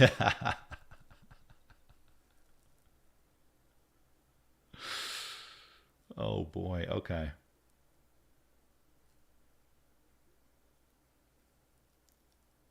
I'm very glad I don't have auto replenish funds on there, because I think if if it would do that, it would just run on until it reaches the max. Because it decided to now also explain that every white space is like space, tab, etc.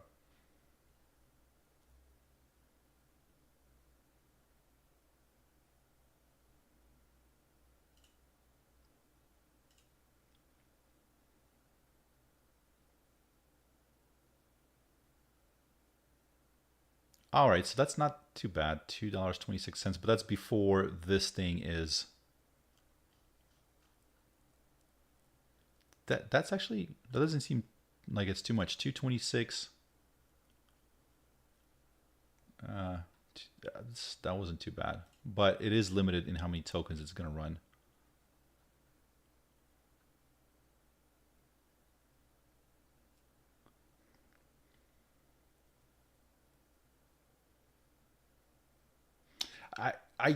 I think it didn't finish, right? Because it ran out of tokens, right?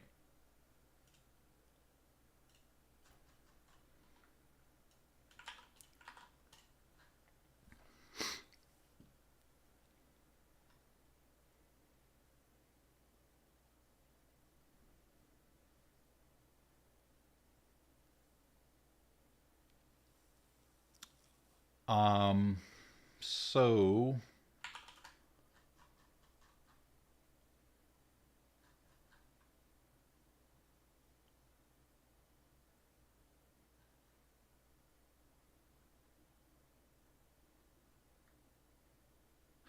this is not going to output images because I don't have it in the actual model yet, the ChatGPT. Man.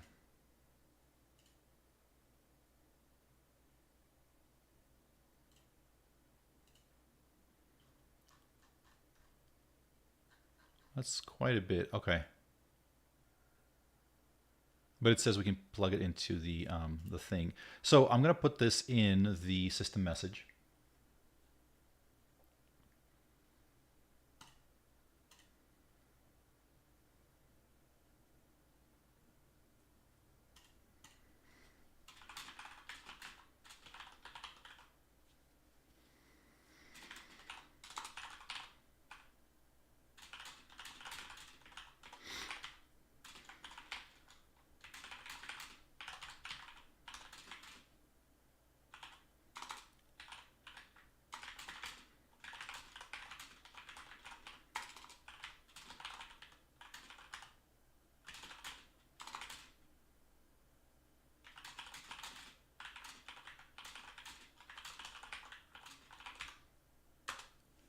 All right, so we're going to say we need to convince someone to go to the doctor, but they are role-playing a wizard and can't break character. Convince them, but do it in a way that they can interact with.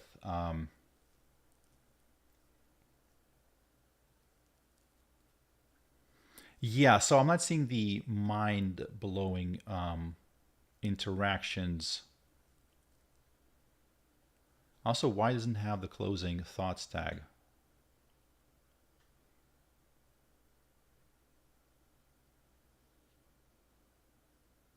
Weird.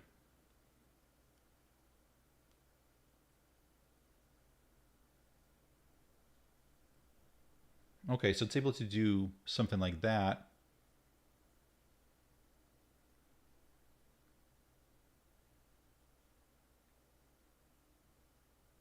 What's a mind-blowing interaction? Like, what would be an example of that? So according to Sam, oh, okay, at good advice. All right, somebody give me like a dilemma that they've had in the real world or made up where you would need wisdom or some advice. We didn't explain how to use thoughts. The thing is, in the previous prompts, it nailed all of it, right? So it knew how to use thoughts and actions and sub-actions. Yeah, Adrian, let's make it think. Give me the full prompt. But it's not like reasoning, like, right? Not something that's like math or something like that. What is the software? This is Playground, OpenAI Playground.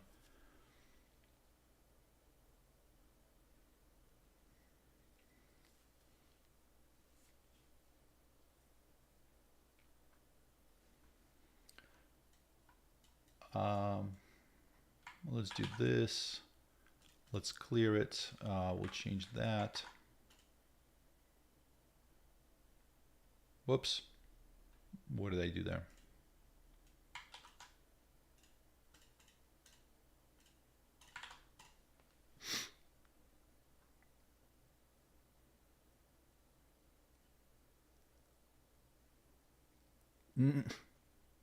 How do you break up with a girlfriend without having to move out?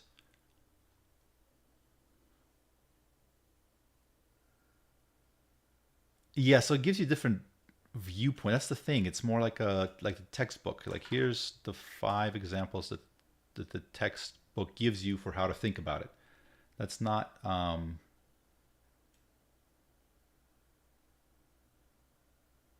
Adrian, let me know if I missed. I don't think I missed. I didn't miss. Yeah, if Adrian, you want to post something, we'll do it.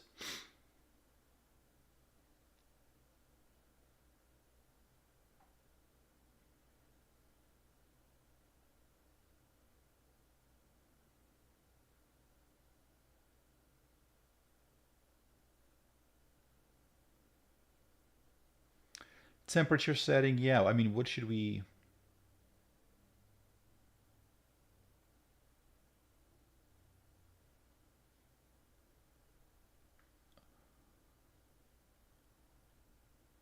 Yeah, this is. I mean, this is not really getting any magical stuff. But somebody did say. Somebody said, try the voice mode.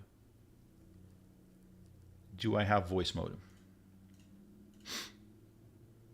Where is the voice mode? Should I go to grok.com?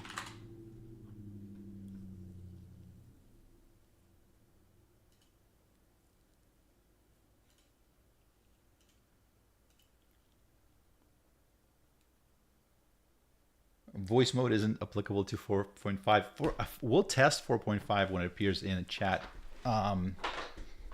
in actually the chat GPT.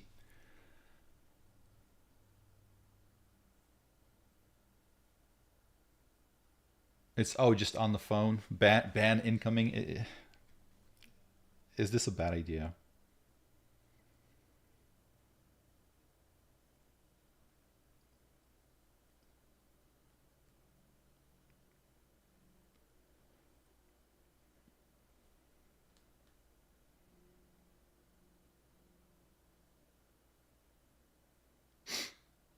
Write some code. Well, it wrote some code. The white space code or whatever it was. Hang on, I'm trying to see if I'm able to get voice mode.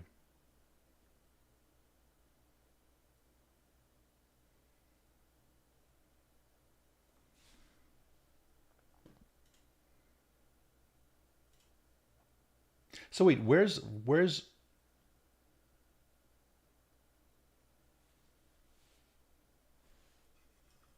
so I'll try this prompt really fast.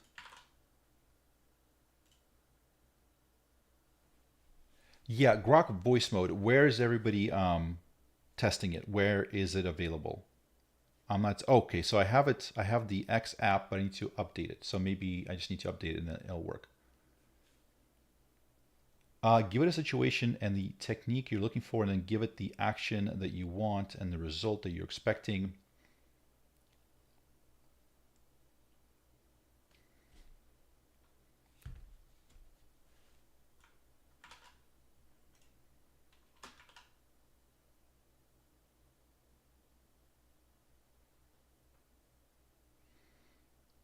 Yeah, people are confused about this release. Yeah.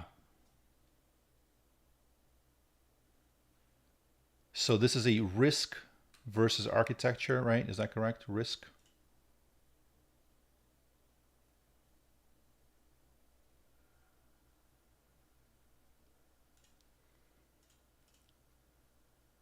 Okay, it's live. Okay, we have liftoff.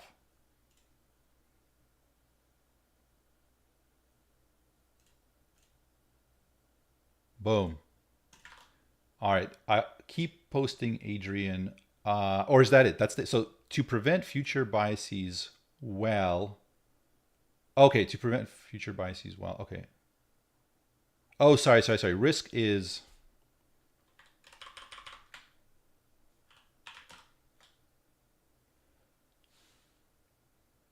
Okay. Okay. Gotcha. Risk 5 architecture. Got it.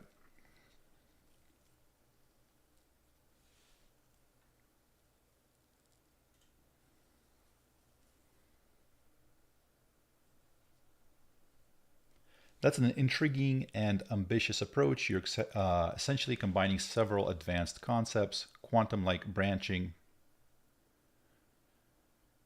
distributed risk. Did I spell that right? Yeah, risk. V architecture with neuromorphic hypervisors. Neuromorphic inspired hypervisors. Emulate biological efficiency and parallelism, supporting highly responsive reasoning processes.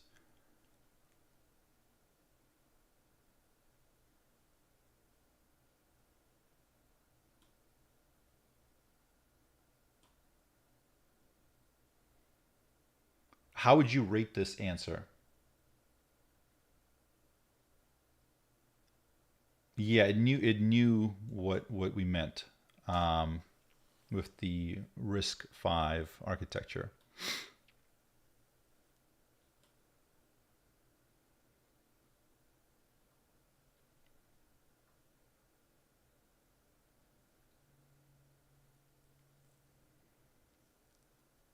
As well, I think it got it.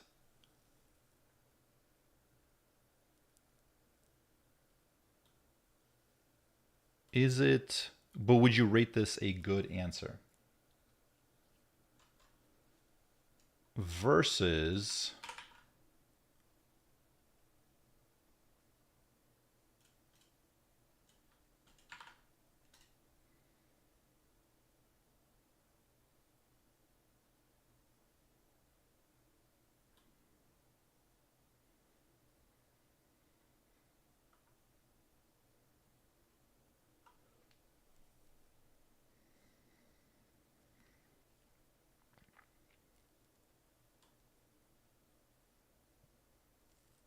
Interesting. That's your game plan for abstract reasoning model for AGI.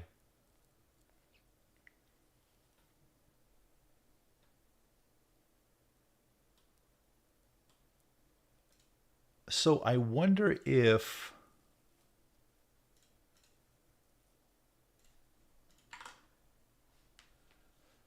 so let's say as well.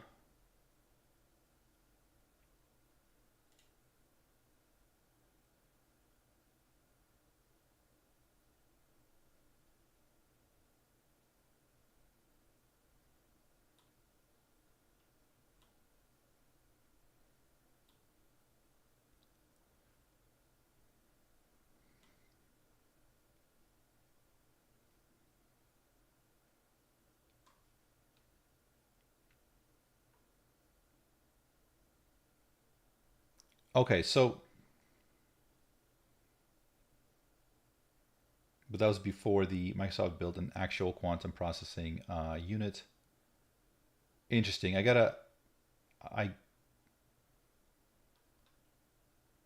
Yeah. Uh, oh shoot, no, I put the wrong one.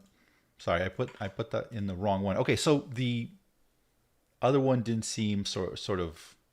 Well, let me see. I'm trying to figure out at least how well it's like sort of like thinking through it or explaining it. I can't comment on if it's like right or wrong or whatever. Oh, okay, so it's similar to what Google did. So the reasoning is very similar.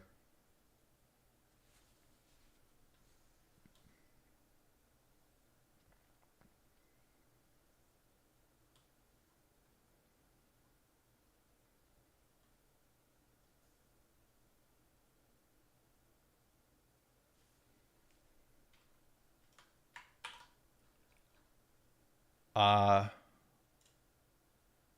Let me try this one. Okay, so this is hopefully something that's going to trigger what Sam Altman is talking about.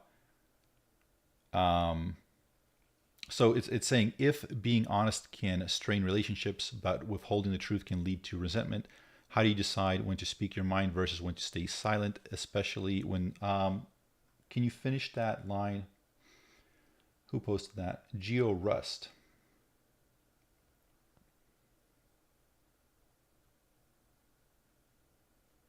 Consequences. Let's see. Okay, so we're at GPT at 4.5. So this is something that could potentially be interesting. Could potentially trigger the thing that Sam Altman was talking about. So let's see.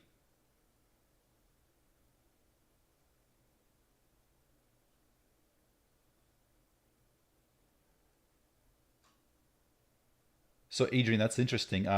You did mention I think on a previous live stream something about that. I got to look into that because I'm not familiar with the architectures and what is it, the hypervisors. So let me like read up on that a little bit more, and I would be curious to see.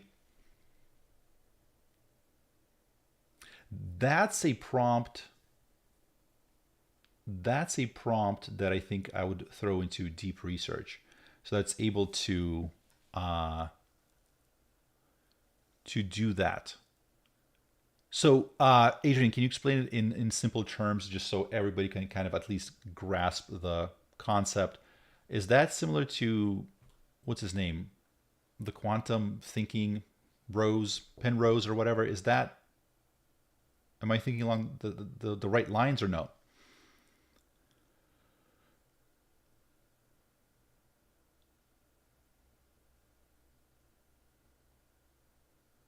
I mean, this, yeah. People are saying this is slop, it's just a list, it's not personable. This is, I mean, it's just whatever. It's like some, you know, for SEO, you would have these like low quality articles on every single question imaginable just to get some traffic. This kind of feels like that. There's zero anything here that's insightful. Swords, welcome to Unique Human. Yeah, mind ain't blowing. Yeah, it's just. Let's try the same thing, but in a conversational. Let me see.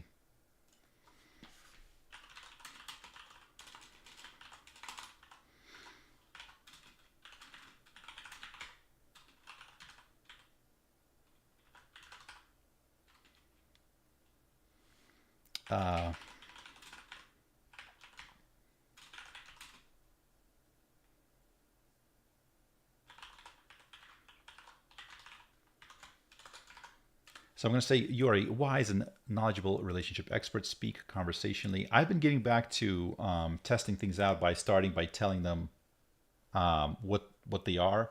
So that kind of used to be a pretty big thing. You'll say you are a customer service specialist, whatever. Over time, you didn't really need to do that as much. So, but I've been recently kind of coming back to it and seeing if it triggers any good responses.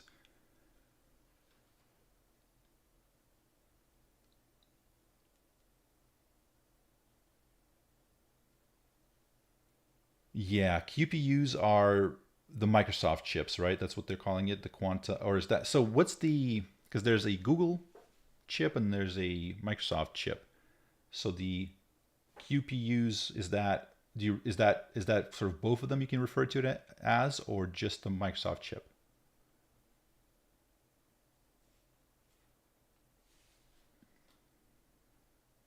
Okay, so it's a little bit more conversational here.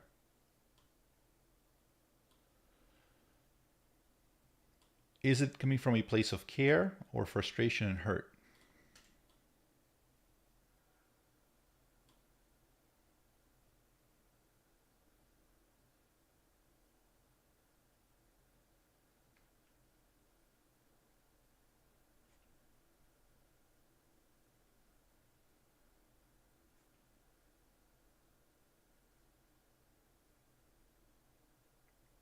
Yeah, I mean, this one, I don't even know if it has uh, P, yeah, P versus NP and NP and stuff like that. It's no, this thing, I don't know. At this point, I don't get it. I don't get it. I maybe maybe give it a couple days. Somebody's going to figure out the magic about this model. I'm just not seeing anything that's interesting or noteworthy or anything like that.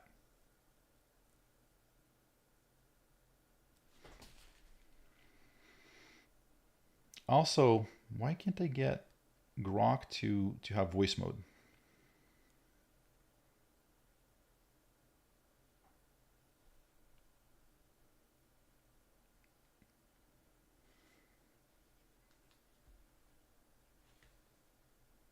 It's just a better model from the previous generation. Yeah, so I think it's there to create synthetic data. That's probably what it's there for. So it's more like a factory than it is. Yeah, there's probably some specific reason why they need there's some specific reason probably why they needed to be to have one reasoning and one non-reasoning. So I'm not 100% sure why. So this is the 4.0. We're going to put the same exact thing into 4.0, see if it's any different. It's literally the same thing with different formatting. Yeah, I think it's a synthetic data factory. Why we have this thing as something that's available to us, I have no idea, quite honestly. But people were saying,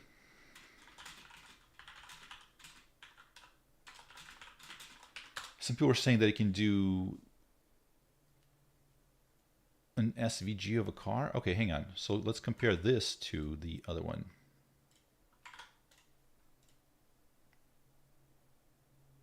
Okay, so that's a car.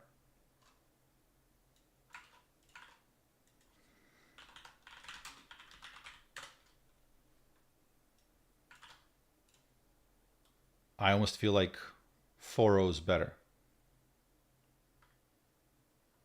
Yeah, this is ChatGPT.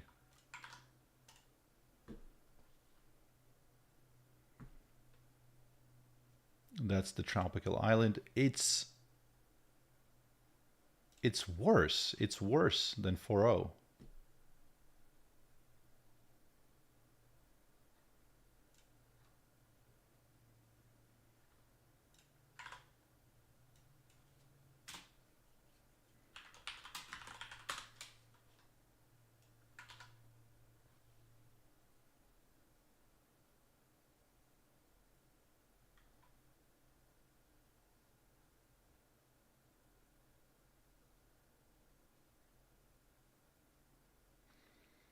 Okay, Denson Smith. So you're saying, so the reasoning model is a non-reasoning model with reasoning. There has to be a base model for many tasks.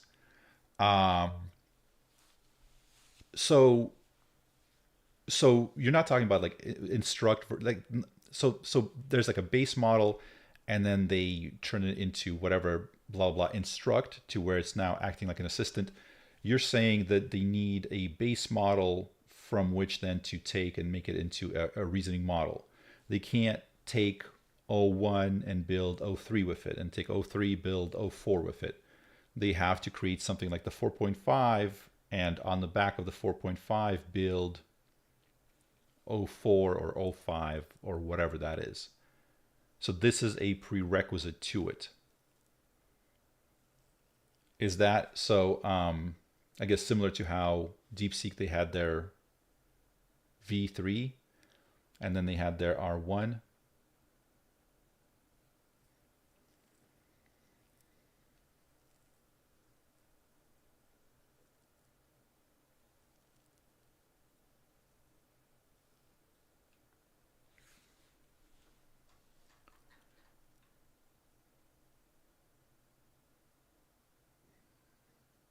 Okay, so this is, okay, but it's preview. Oh boy.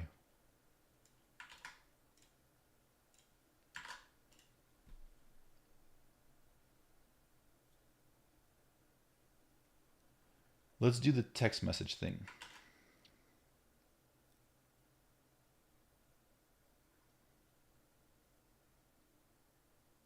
Yeah, so far the 4.0 is better at everything that we would use. Yeah, it really seems like the 4.5 is this unwieldy, massive factory of synthetic data, and that's really the entire point. So it's not something that we're going to use for anything. Add poems. Like, what's a great example of poems, of it writing poems?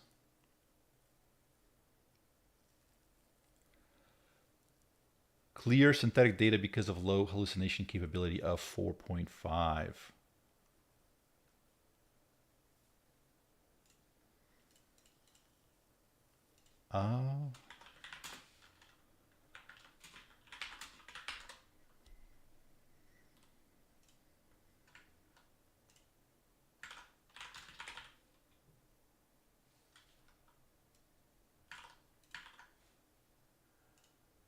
You know what? I bet you're right.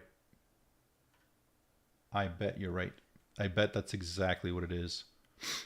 Early testing shows that interacting with GPT 4.5 feels more natural. Its broader knowledge base, stronger alignment with user intent, and improved emotional intelligence make it well suited for tasks like writing, programming, solving practical problems with fewer hallucinations.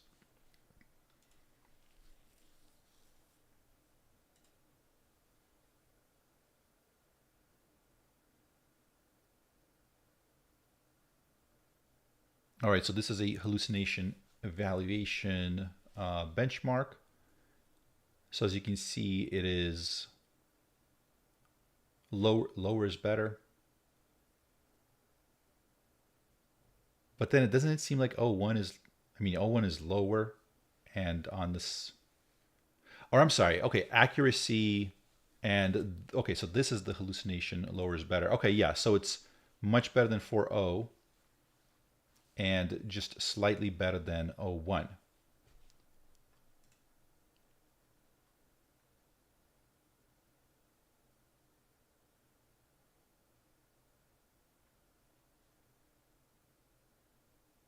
Yep. Okay. That makes a lot of sense.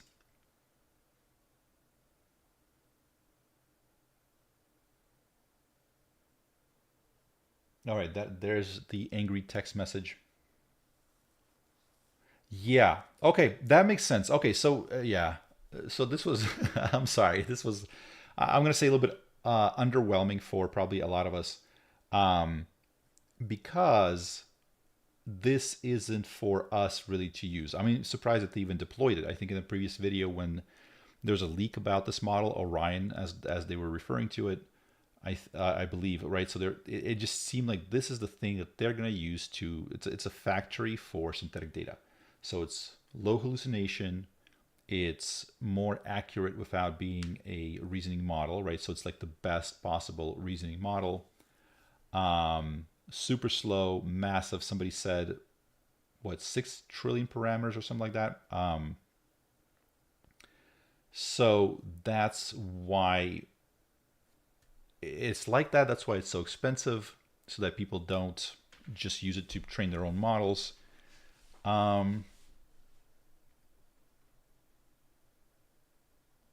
But yeah, 10x the effective compute of 4.0.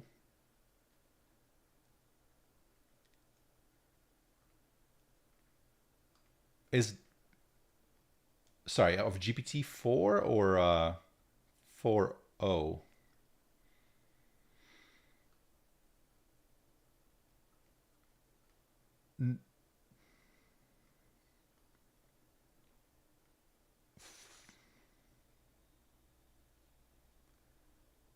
I wonder what they were referring to with that, at the Microsoft thing with that big whale model that they were referring to, where it's supposed to be, or was this it that they were referring to? I forget what what numbers they used. So Sean Grove is saying every 0.5 represents a 10x increase in effective pre-training compute. That's interesting.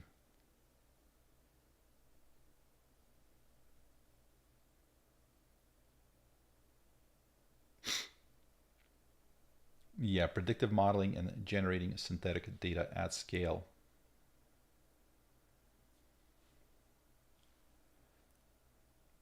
They did mention, OpenAI mentioned at some point that they are either training or completed training sort of the next reasoning model, right? So there's something after O3, O4, whatever they're going to call it. And yeah, maybe this is going to be used to train the next generation, the O5 or whatever.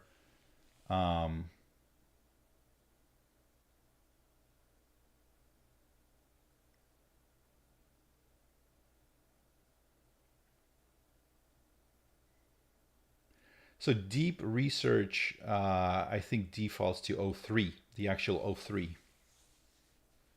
Yeah, if I understand correctly. So deep research, when you engage it, no matter what model you have selected in the model picker, does O3, right? And then it asks you for some clarification. You do it. Then, if I understand correctly, O3 runs and does all the research.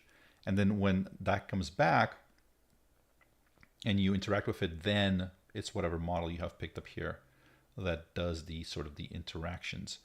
Okay, well,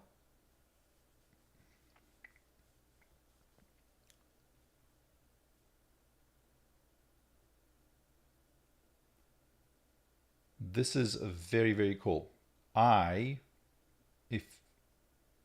If you all don't mind, I think I need to get some food. I actually did not have breakfast yet, I don't think. I'm gonna get some food. Yeah, so I appreciate everybody being here. This was fun. Yeah, I guess kind of a little bit of a letdown in terms of there's nothing fun to play with, but it is sort of the next result. You know, to people asking, is it good? It's not for us to use. This has a specific thing that's, it's more, yeah, it's for research. It's for training the next series of models. It's for some specific use cases that most 99.9% of us will never use it for. So very cool that they're releasing it. Insane cost for the API, I think, is just to kind of prohibit, you know, deter people from using knowledge distillation. They're going to be using it for building out their models, but for producing synthetic data. Oh, okay. So Karpathy tweeted on this specific thing.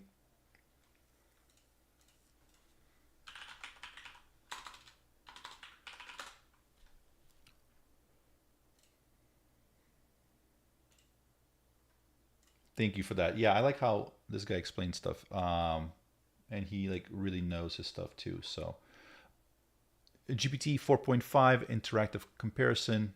So he's been looking forward to this for 2 years, ever since GPT-4 was released, because this release offers a qualitative measurement of the slope of improvements you get out of scaling pre-training compute. So basically just a bigger model. Now recall that GPT-1 barely generates coherent text. GPT-2 was a confused toy. 2.5 was skipped straight into GPT-3, which was even more interesting. 3.5 crossed the threshold where it was enough to actually ship as a product, and it sparked the ChatGPT moment, right? So that's where a lot of people like tuned in to what was happening. Like this, yeah, there was some threshold it crossed, and GPT-4 in turn also felt better. but I'll say that it definitely felt subtle. So the Microsoft Sparks of AGI paper that was about GPT-4, and that's when I remember like reading through it. I'm like, it's weird because it is very general. There's a lot of stuff it can do, random stuff that you know what I mean. It wasn't like a narrow AI. It did have general capability across many tasks. And he's saying, I remember being a part of a hackathon trying to find concrete prompts where GPT-4 outperformed 3.5. They definitely existed, but clear and concrete slam dunk examples were difficult to find. It's that everything was just a little bit better, but in a diffused way. The word choice was a bit more creative. Understanding of nuance in the prompt was improved. Analogies made a bit more sense. The model was a little bit funnier. World knowledge and understanding was improved at the edges of rare domains. Hallucinations were a bit less frequent. The vibes were just a bit better. It felt like the water that rises all boats, where everything gets slightly improved by 20%. Right? Okay, so yeah, so GPT 4.5, 10x more pre-training compute than GPT-4.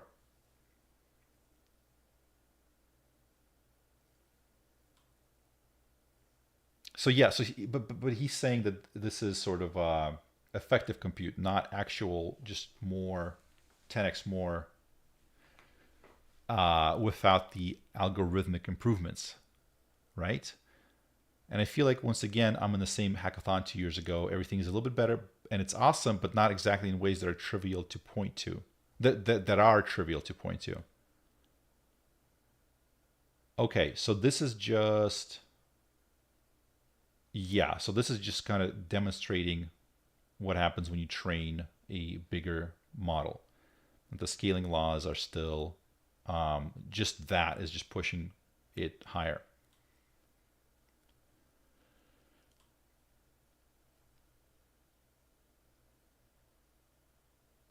Okay, and this is where they're saying that 4.5, so this is not yet a reasoning model.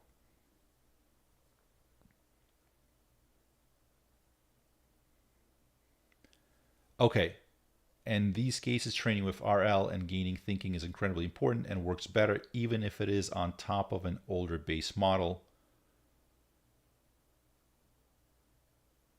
The state of the art here remains the full O1. Presumably, OpenAI will now be looking to further train with reinforcement learning on top of this model, 4.5, to allow it to think and push the model capability in these domains.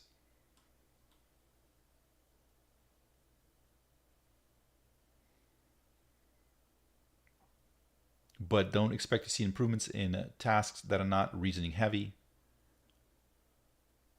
And I would say those are tasks that are more EQ as opposed to IQ. Interesting, okay.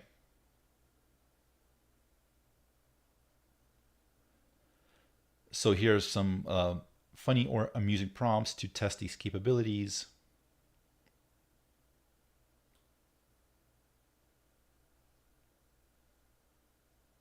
Okay, so he wants us to vote. Yeah, okay, so let me post this in the chat. If you guys are interested, go there and vote, because it sounds like, yeah, he's got a poll. We're not going to read this on stream, but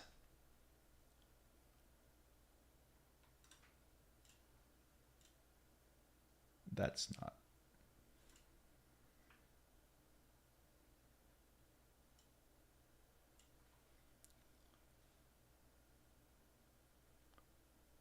So this is a conversation between GPT 4.5 and 4, and the question is which one is better?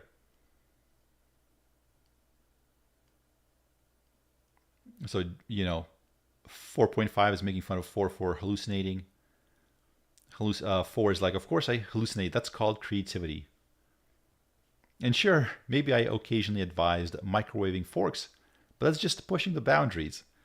4.5 answers, boundaries, you confused Shakespeare and Shakira once. To be or not to be, hips don't lie. Legendary stuff.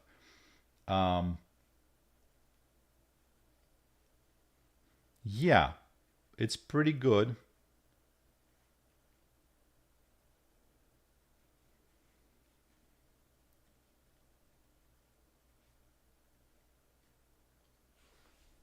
Yeah, I mean, I feel like A is better. And it might be like one of those things where it's like extremely, extremely subtle, right?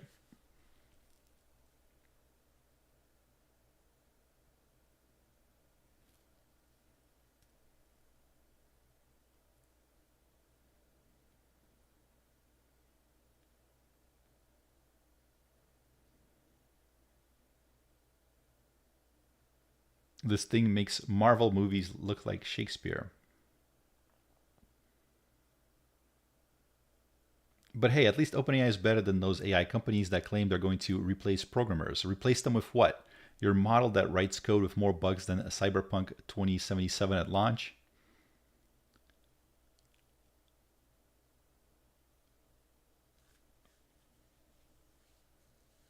Uh, that's pretty funny.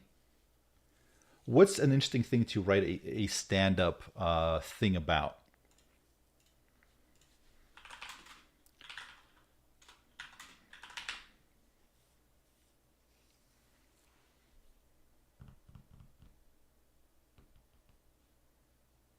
Give me some ideas for stand-up that um, would allow us to kind of gauge how well this thing understands humor.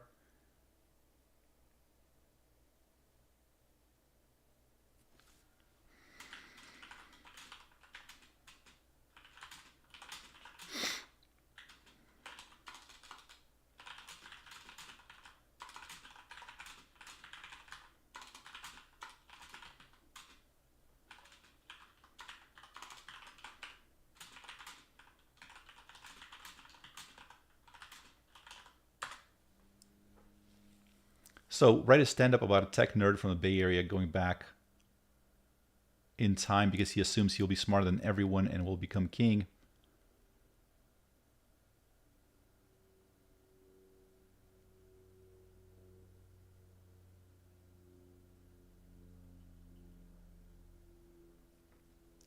All right, so yeah, tech nerd invents a time machine and becomes king because naturally I'm smarter than everyone back then. I mean, I've debugged code at 3 a.m. Clearly, managing medieval politics should be a breeze, right? So he goes back to the medieval age. I tell them the earth is round. Bad move. Now I'm in trouble for witchcraft. Whoops. So I pivot. Classical Silicon Valley move. This is kind of funny. It's not bad. I mean, the writing is not bad. I think, okay. I think this is the way you test it. Okay, so now that Karpathy kind of, I think he kind of showed the thing that might be interesting.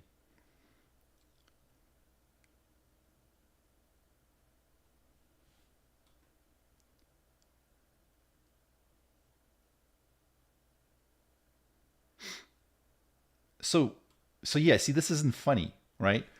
So he goes back in time and he's like, all right, I'm about to change your lives. First lesson, electricity. The villagers are like, what's that? And Chad, he doesn't know how to make it. Like he's used a light switch his whole life, but suddenly he realizes he has no idea how it actually works.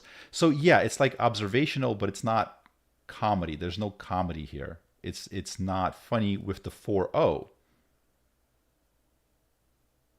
And then they burn him for witchcraft. This is not stand up, right? This is, I mean, kind of funny.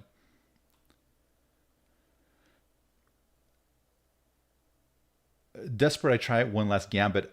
I'll predict an eclipse and blow their minds, but I forgot to Google when the next eclipse was before hopping in the time machine. So now I'm just staring at the sky, guessing randomly.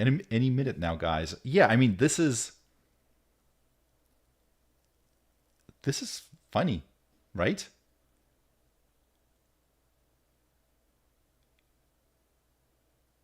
Lesson learned, being the smartest guy in Starbucks doesn't mean you're ready to rule the Middle Ages.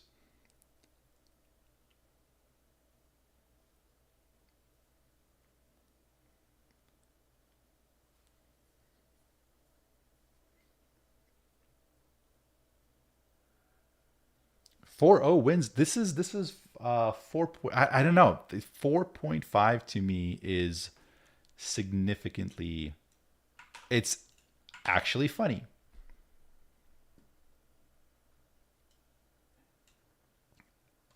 Some of you guys gave me some like stand-up that it's not gonna touch. It's not gonna.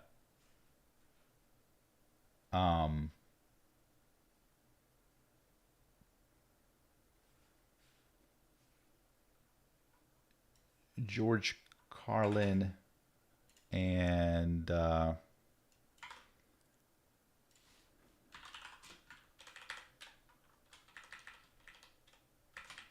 about future in AI heaven. All right, so we're going to compare it to 4.0.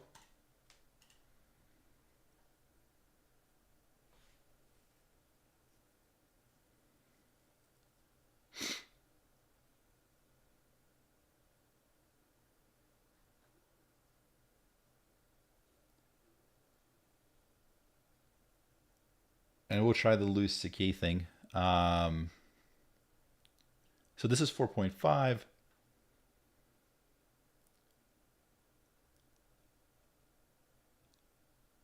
You show up at the pearly gates. Forget St. Peter. Now it's GPT-47 checking your spiritual credit scores. Sorry, buddy. Your prayer to sin ratio is looking pretty sketchy. Might want to check purgatory.io for an upgrade plan.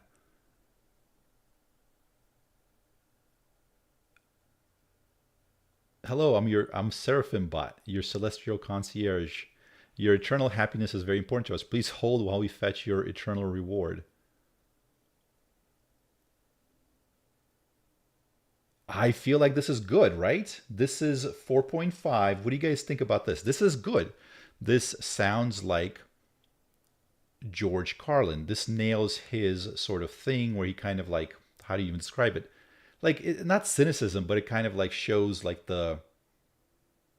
it's a critique of like culture and corporate and just everything being like kind of fake corporate and stuff like that. And I like how he did it. I like how this thing captured that. So here's the same exact thing by 4.0. Should we be using 4.0 or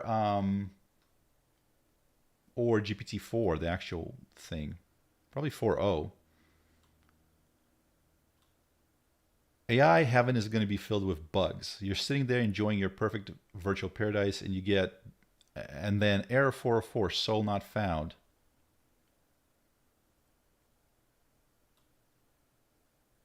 Yeah, see, this is not funny. It's not as good.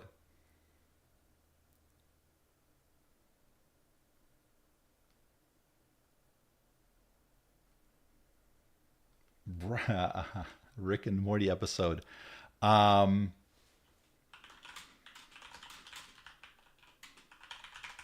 Anything specific? And we got to do the Louis C.K. joke.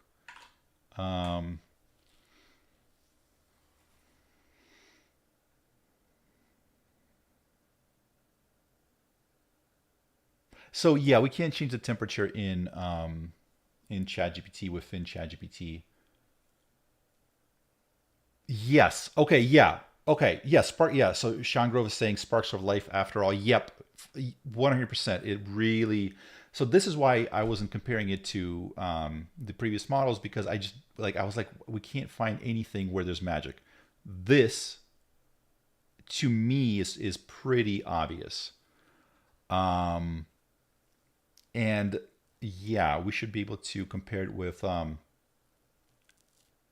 yeah, it would be a bummer if I left for lunch right before this. Yep. Let's see. Yeah, so this writing is interesting. There's like when you read, it's hard to explain what good writing is, right? You can kind of have some vague explanations for what's good writing versus bad writing, but at the end of the day, like you can't really just like put into words. It's more of a feeling. Good writing is tighter. Every word flows together and it captures your attention for the next word. The previous GPT-4 and all that, like, I wouldn't say it was good writing. It just kind of like, it was coherent, right? It kind of like flowed from one thing to the next, but it wasn't great. So here's 4.5, Rick and Morty, glitchy verse of madness. So Rick bursts into Morty's room at midnight urgently. Morty, quick, grab your shoes. We'll get a fixed reality again. Ah, geez, Rick, what is it now? The multiverse is glitching, Morty. It's like someone spilled soda on the universe's motherboard. Let's move.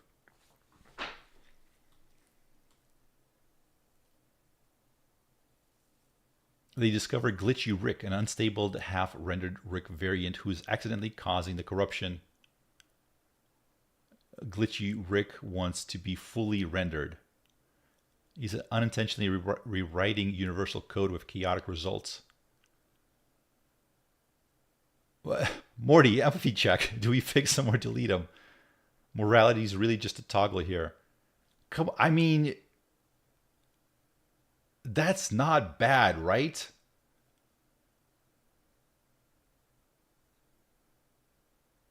And it does sound like Rick and Morty. Everything does. The title, the cold open, right? The plot. There's a glitchy Rick who's one of the variations.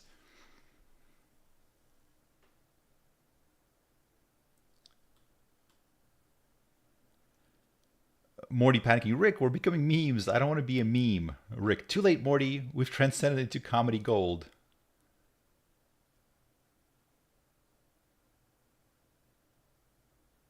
Next time you glitch, I'm Control-Alt deleting your whole universe. Got it? Totally fair.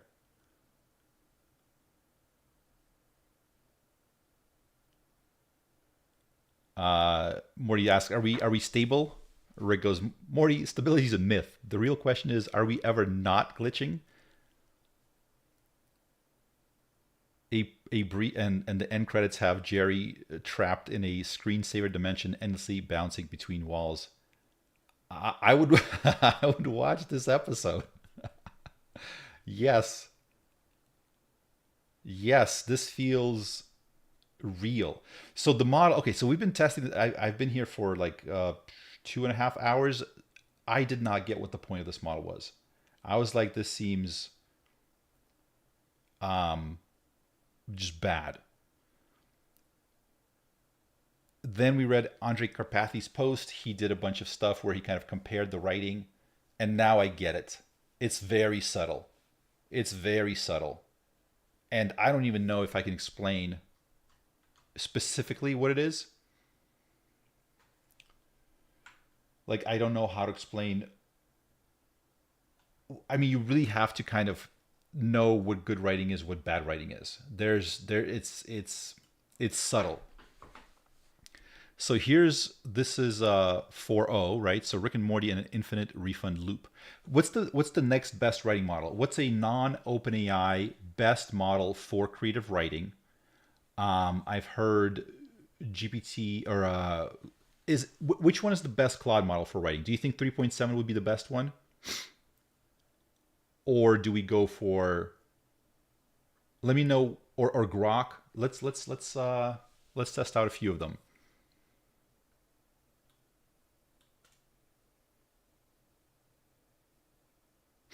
Yeah, see, this is horrible, right? So it's like, Rick bursts through the doors demanding a refund for a defective chrono swipe, a device meant to rewind time by 5 minutes. The alien clerk, an insectoid named Krislax, smugly informs Rick that all sales are final. Yeah, it's like, but so what, right? Grok and DeepSeek R1 3.7. Gemini is surprisingly, at least back in the days before the latest models, I remember always surprisingly impressed by Gemini, by their ability to write. But that was a while ago.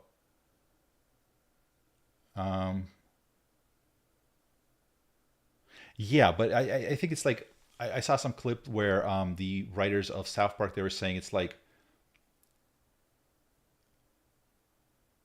when you're writing, it's not like, and then this happened, and then this happened, and then this happened. It's more like I forget exactly what they said, but it's like more like a rolling thing where it's like, and because of that, this, therefore this, or this happened, but this happened, right? So this happened, therefore this happened. And it kind of like rolls one into the other. This is what they would describe as bad writing, I would feel like, from 4.0. It's like this happened and this happened and this happened, and then you're like, so what?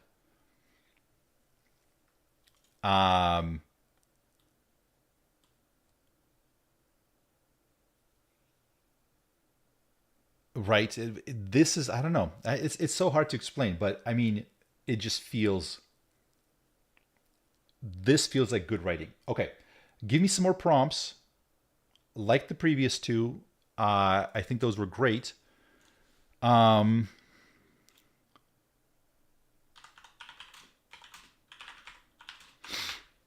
Louis C.K. stand-up about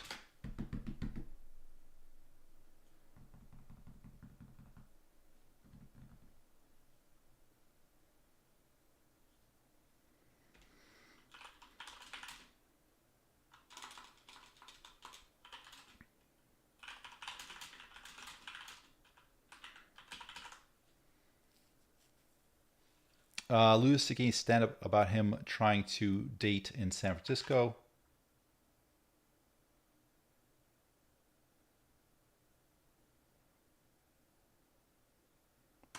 And I will do one more here. And we said we're also going to be testing Claude.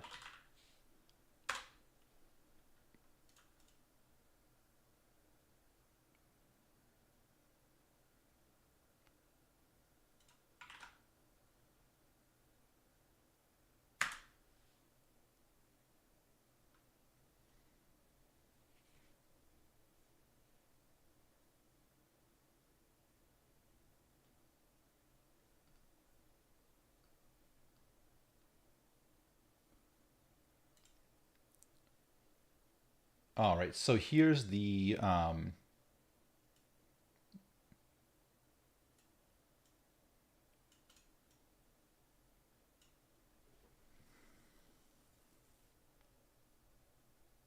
no, okay, that's not what I meant. Write A. Oh boy.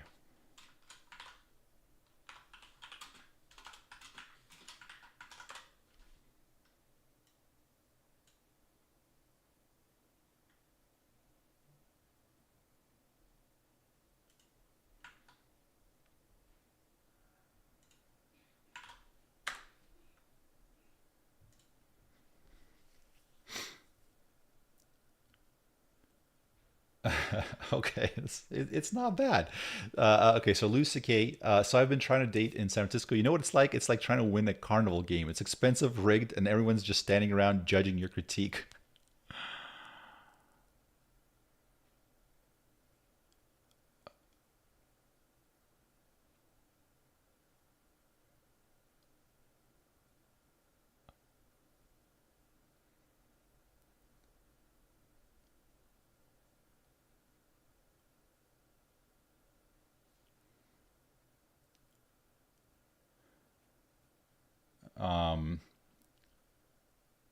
San Francisco is weirdly specific too. Every profile says must love hiking. Why is everyone hiking here? We're adults. Walking uphill isn't a hobby, it's punishment. You screwed up in gym class and coach says, Lewis, hike. Now people do this voluntarily at 6 a.m.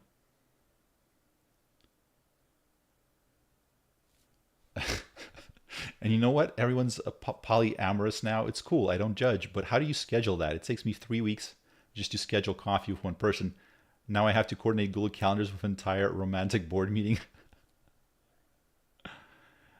He feels like he's a floppy disk in a city full of thumb drives. Actually, that's too generous. I'm like a fax machine, loud, outdated, and nobody remembers how to turn me on.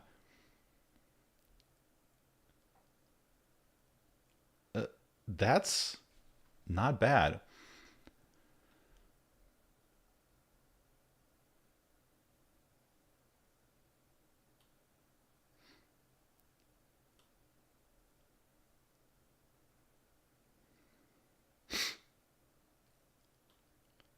So this is 4.0. One woman told me she only dates men with a deep connection to the earth.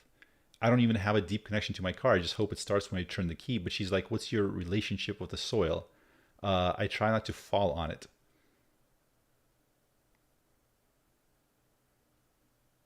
Yeah, so it's just not good. Not as good.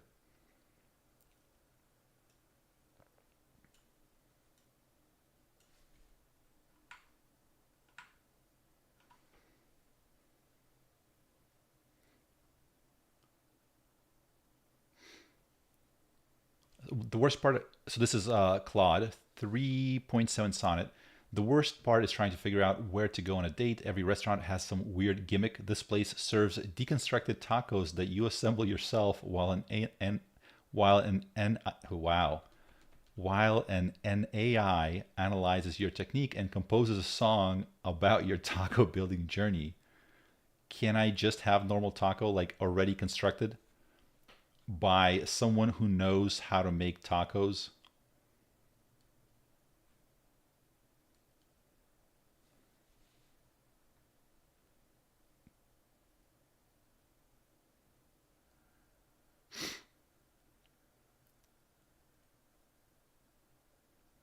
All right, so what does everybody think? Because to me, it just nails certain writing prompts so much better than everything else, seemingly. Lyrics. Let's try lyrics.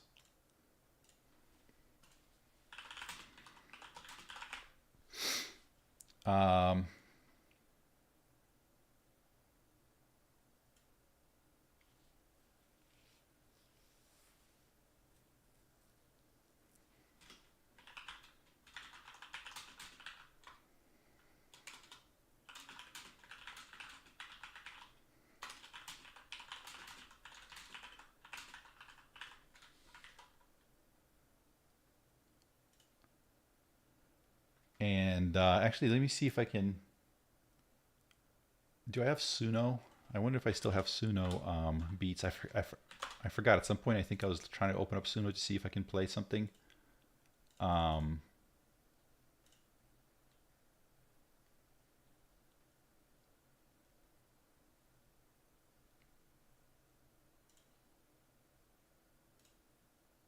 So here's the lyrics.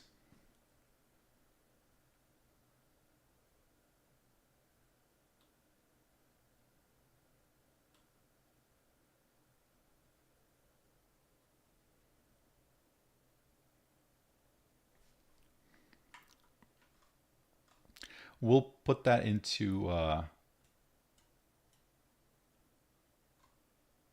Suno, see what it can come up with.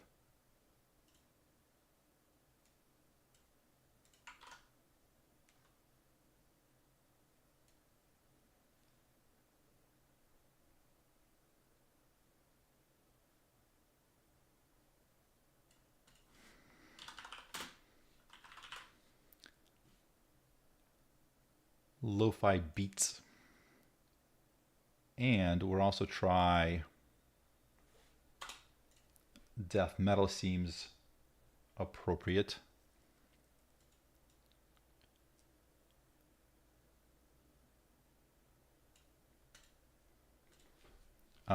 Techno, dark techno.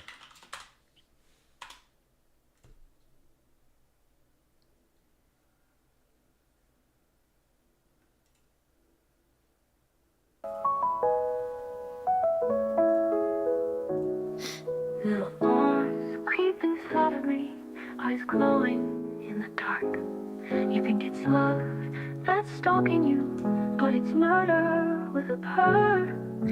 Whiskers whisper secrets, tail twitching like a fuse. One wrong step at midnight, and it's curtains just for you. Cats always plotting in their sleep, purring like angels, but their plans run deep. Knocking glasses off tables, watching how we bleed. Cats are cute assassins, always planting deadly seeds.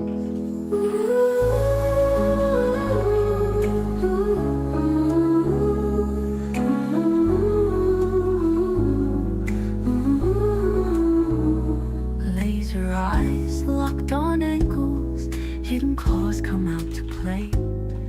Is it cuddles or deception? You might not survive today. Every meal they're served just adds fuel to their plot. If you slip down the stairs, think accident, it's not. Cats, oh cats, always plotting in their sleep, purring like angels, but their plans run deep.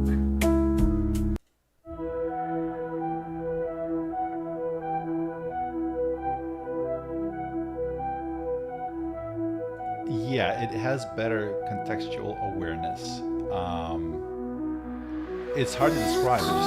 Creeping softly, eyes Yeah, just nails certain things a lot better. that's stalking you, but it's murder with a purr. Whiskers whisper secrets, tail twitching like a fuse. One wrong step at midnight, and it's curtains just for you.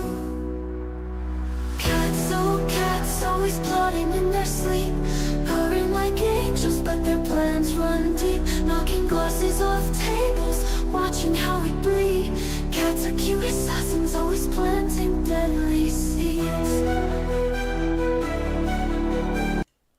That's pretty good. I mean, that's the same lyrics, obviously, but yeah. So here's Rick doing stand-up about self-improvement. Here's the real secret to self-improvement. You just pick a version of yourself in the multiverse that's already awesome, jump dimensions, and kill the guy. Problem solved. It's foolproof. I've done it like 5 times. Actually, maybe 6. Anyways, it works every time.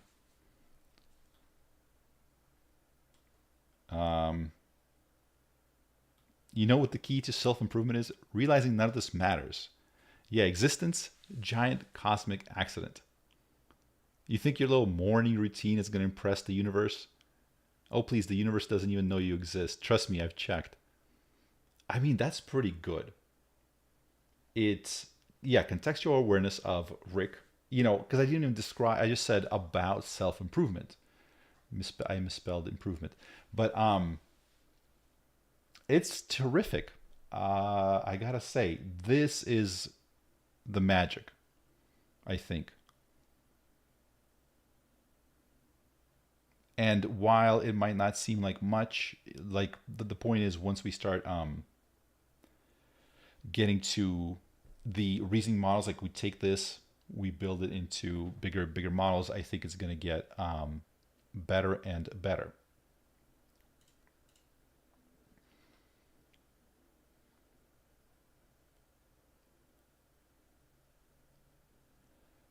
So other examples that Andre gave are: invent a new literary genre blending cyberpunk, magical realism, and ancient mythology.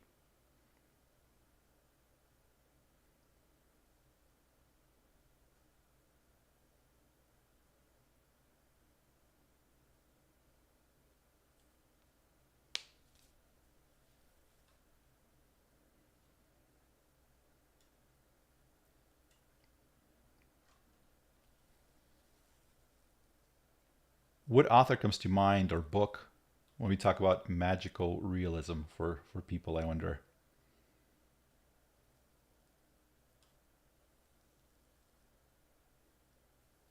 I'm going to guess it's one of 2.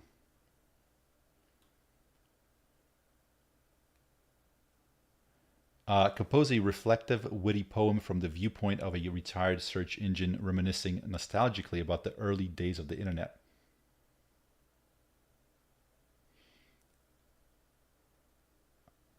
Somebody's asking, what is the goal in this channel life? Can we help? Yes. So there is a goal.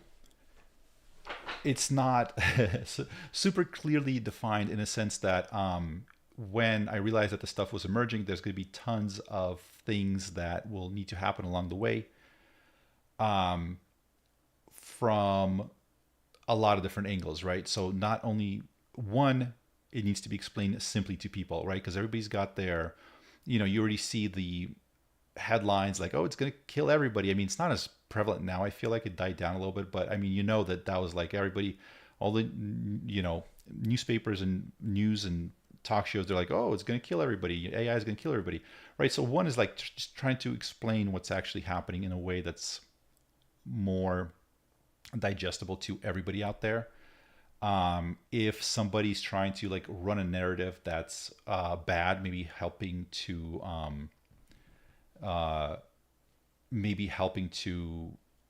like just, I guess that the whole point is just kind of shine the light on things, if that makes sense. Do you know what I mean? Like just not push a narrative, just to the best of my ability and this channel's ability. And I reach out to other creators and talk to them. This is one of the things that I've talked to other people about, is like, just how do we not push a narrative and whatever, just try to like teach people as much as possible and provide awareness. And just because you see all of the publications now, back in the days, everybody tried to be unbiased and try to provide the truth. That's gone, right? Now it's like everybody's got their own thing that they're pushing for. Everybody's got a narrative. Everybody's divided. Not just politics. I'm talking about pretty much anything, any issue. And you see it happening again with AI. And so kind of step one is just to do the best to just like bring, I don't know how to describe it, just like it, like just shine the light on where it needs to be, get the right information out there, make it more not like about me, but about you all, basically. Like just what does everybody need to know? What does everybody need to learn about? Stuff like that, if that makes sense. And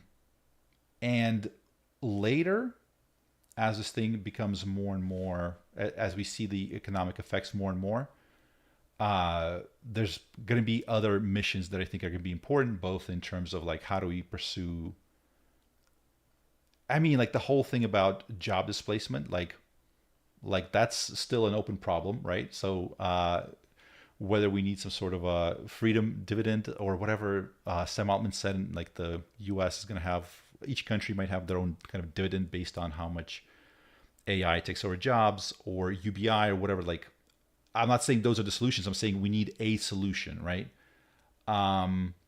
There's a lot. So the goal is basically just to be in a position to where me and everybody that's willing to help, that wants to help, is just like, how do we help? So AGI is sort of like emerging into the world, right? And so how do we just make sure that everything goes well, so to speak, in our own little sort of pockets of the universe, right? So, whatever sort of effect we have, big or small, just do our best to make sure that it's sort of good, if that makes sense. By good, I mean is just step one, I think, is just like the information needs to be out there. That's it, right? That's like really step one. So like Andre Karpathy is doing his AI training company that he's starting, AI education. Andrew Ng is doing the same thing. Like they're all sort of out there just trying to provide more, inexpensive education to get more people into this, into the field, and understanding what's happening and stuff like that. So I think, yeah. So sorry, that question caught me off guard a little bit, because yes, we do. Yeah. Like there's a mission. It's still not fully sort of, defined, because I'm still trying to figure out like what are the things that need to be in place. Right now, I think it's just bringing the news without necessarily pushing an agenda. And that's going to be, I think that's going to be good for the time being. Later, there might be some other needs that are more important. But so far, everything's been going pretty well. Because like, for example, if you look at open source, I had my concerns that they might go eat, Wes. I will. I'm not gonna pass out, but yeah, I'm gonna go eat in a bit here. But open source is doing great. It's doing phenomenal, right? I don't like how Europe is the EU's, how much like regulations they've had, but it seems like they're almost like reversing course a little bit too. And yeah, you know what I mean? Like a lot of the concerns that I've had seems like everything's doing pretty well in terms of how everything's developing and stuff like that. But and the big thing will be to try to, because it's like on any subject where it's like AI safety or how we should control what the AI can say, not say, censorship and stuff like that. Like I defer to people that are experts, that are, that's why I try to on the channel talk about people like Andrei Karpathy. He's a great example. Demis Hassabis, right? So Ilya Sutskever, there's like a lot of other people that are like trustworthy. They, I think, are genuinely concerned. Like they want to see the good that AI is going to bring, but they're also concerned about some of the negatives. So it's like important to like put them in the spotlight too, to make sure that like, hey, here are some guys guys and gals that are smart. They know what they're talking about. They know what they're talking about. They seem to have good ideas and good solutions and stuff like that. I mean, if you've noticed, Demis Hassabis is now talking, and Dario Amodei, they're talking now more and more about for example, the U.S. and China, kind of like that potential conflict around AI and stuff like that. Like before, they didn't comment on as much, but now they're stepping up and saying, "Hey, it's important that this gets developed in a democratic country." So it's certain things like that. So, for example, for me, any country with an advanced AI, if it does become more like authoritarian, and if you do have a dictator that shows up and gets a strong enough system, I mean, that might be the last dictator, like authoritarian regime ever, because they might just install something that can't be overthrown, right? With the surveillance, robots, whatever. So that's one of my concerns, right? So it's kind of like one of those things where that's something that we have to, I don't know, keep an eye out. Anyways, I feel like the next 5-10 years are going to be extremely, extremely important. And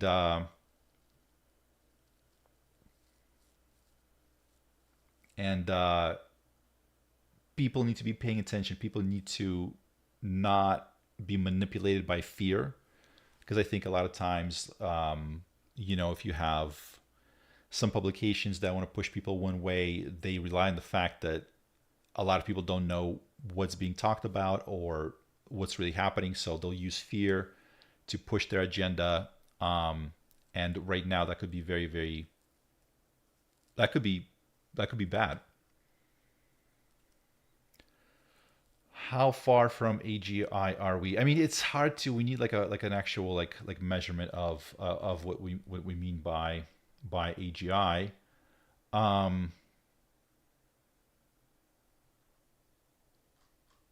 I think that if you have like a timeline of, at some point you're going to have like 1% of the people think we have AGI, and then on the other hand, you're going to have 99% of the people, right? So I think we're entering where we have some tiny fraction of people that will already say that this is AGI, at least in terms of like if you're looking at tasks that it can handle with text and stuff like that, it's becoming better than most people. There's still hallucinations. We still need a lot more infrastructure with like the agents.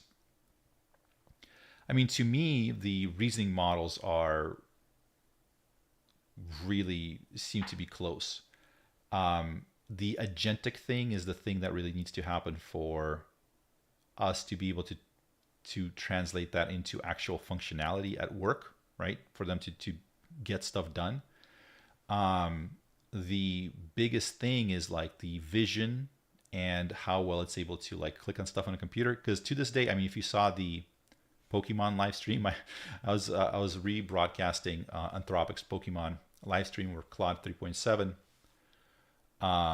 was trying to beat Pokemon, not Red, but like the colorized Game Boy version or whatever, like I don't know exactly what the version is, but the old school Pokemon game.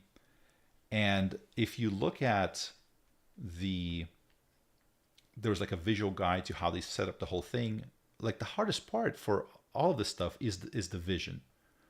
It can't quite tell where it's going. So, and the same thing, like even with like Operator, OpenAI's Operator, and pretty much everything else, like its ability, like I can go and I can click on everything. I know where everything is. If you give me a new app, I'll quickly figure out where stuff is. That's going to be like the next big part of developing agents. As soon as we have that, we have agents, and we put them to work doing various tasks. I feel like we're very close to what most people would consider AGI. Again, if we're talking about like a drop-in sort of like remote worker. So anything that a remote worker can do, you know, eventually we're going to have agents that are able to do that. The final piece really seems to be like the interface, vision, and stuff like that. I think that's the weakest thing that these models are. The weakest thing they're at right now is vision and translating that to like how do you navigate a computer and stuff like that. I think OpenAI Operator is the best. But still, it'll have a hard time. Like, for example, if you're looking at the chat thing here, you see how there's like a little, I can use this to move up and down. I know you can't see my cursor, but like that would be extremely confusing, I think, like for OpenAI Operator, this little scroll bar. So it's little things like that. So once we have that, I think that we're going to see agents. And agents doing remote, like what remote workers can do, that's very close to what I think AGI is. But then some people refer to AGI as like, new research or new mathematical things and stuff like that. I feel like I guess that's a different definition of it. How far are we to that? I mean, when we look at the like proteomics, AlphaFold, genomics and stuff like that, I mean, I don't know, like it's discovering new stuff.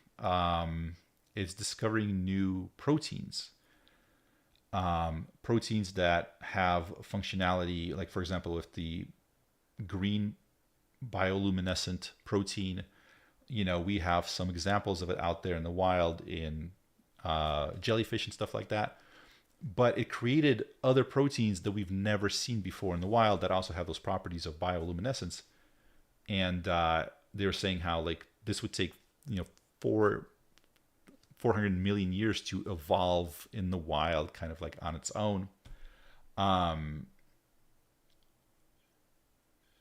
So it's like, and we would not be able to do that with like normal computers, and like it figured out that there's some pattern to creating proteins and figured out how to create that specific functionality in them.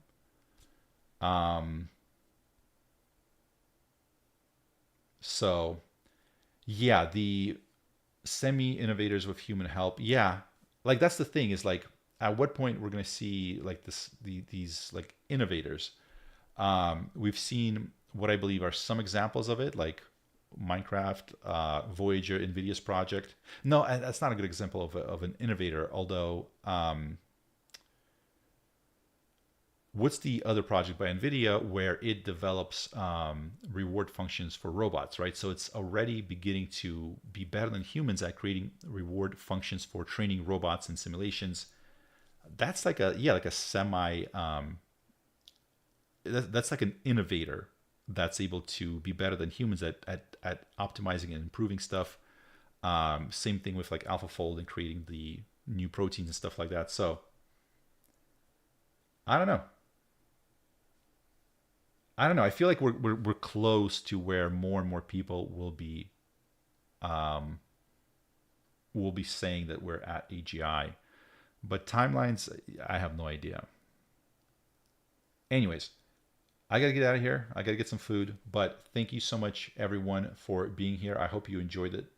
Took us a while to get up and running, but I gotta say, if to the people that have it, and I'll be posting more examples so that on Twitter, that so people can check out the writing examples, because I gotta say, there's just something that you, I think, have to read for yourself to really appreciate that the writing has leveled up significantly. And specifically, yeah, like that contextual awareness, its ability to be funny, its ability to, it doesn't feel like it's like a sentence and then another sentence and then another sentence, kind of like each its own little piece. It feels more like when you read a good piece of writing, it just feels like everything kind of hooks into each other. It's tight. It's like a puzzle piece, and you can't move too many words around or change it, because then like it falls apart a little bit. Like there's a flow to it that's very, very good. So magical realism, Moshi, yes, Moshi AI was the thing that was doing the blood god thing. That's right.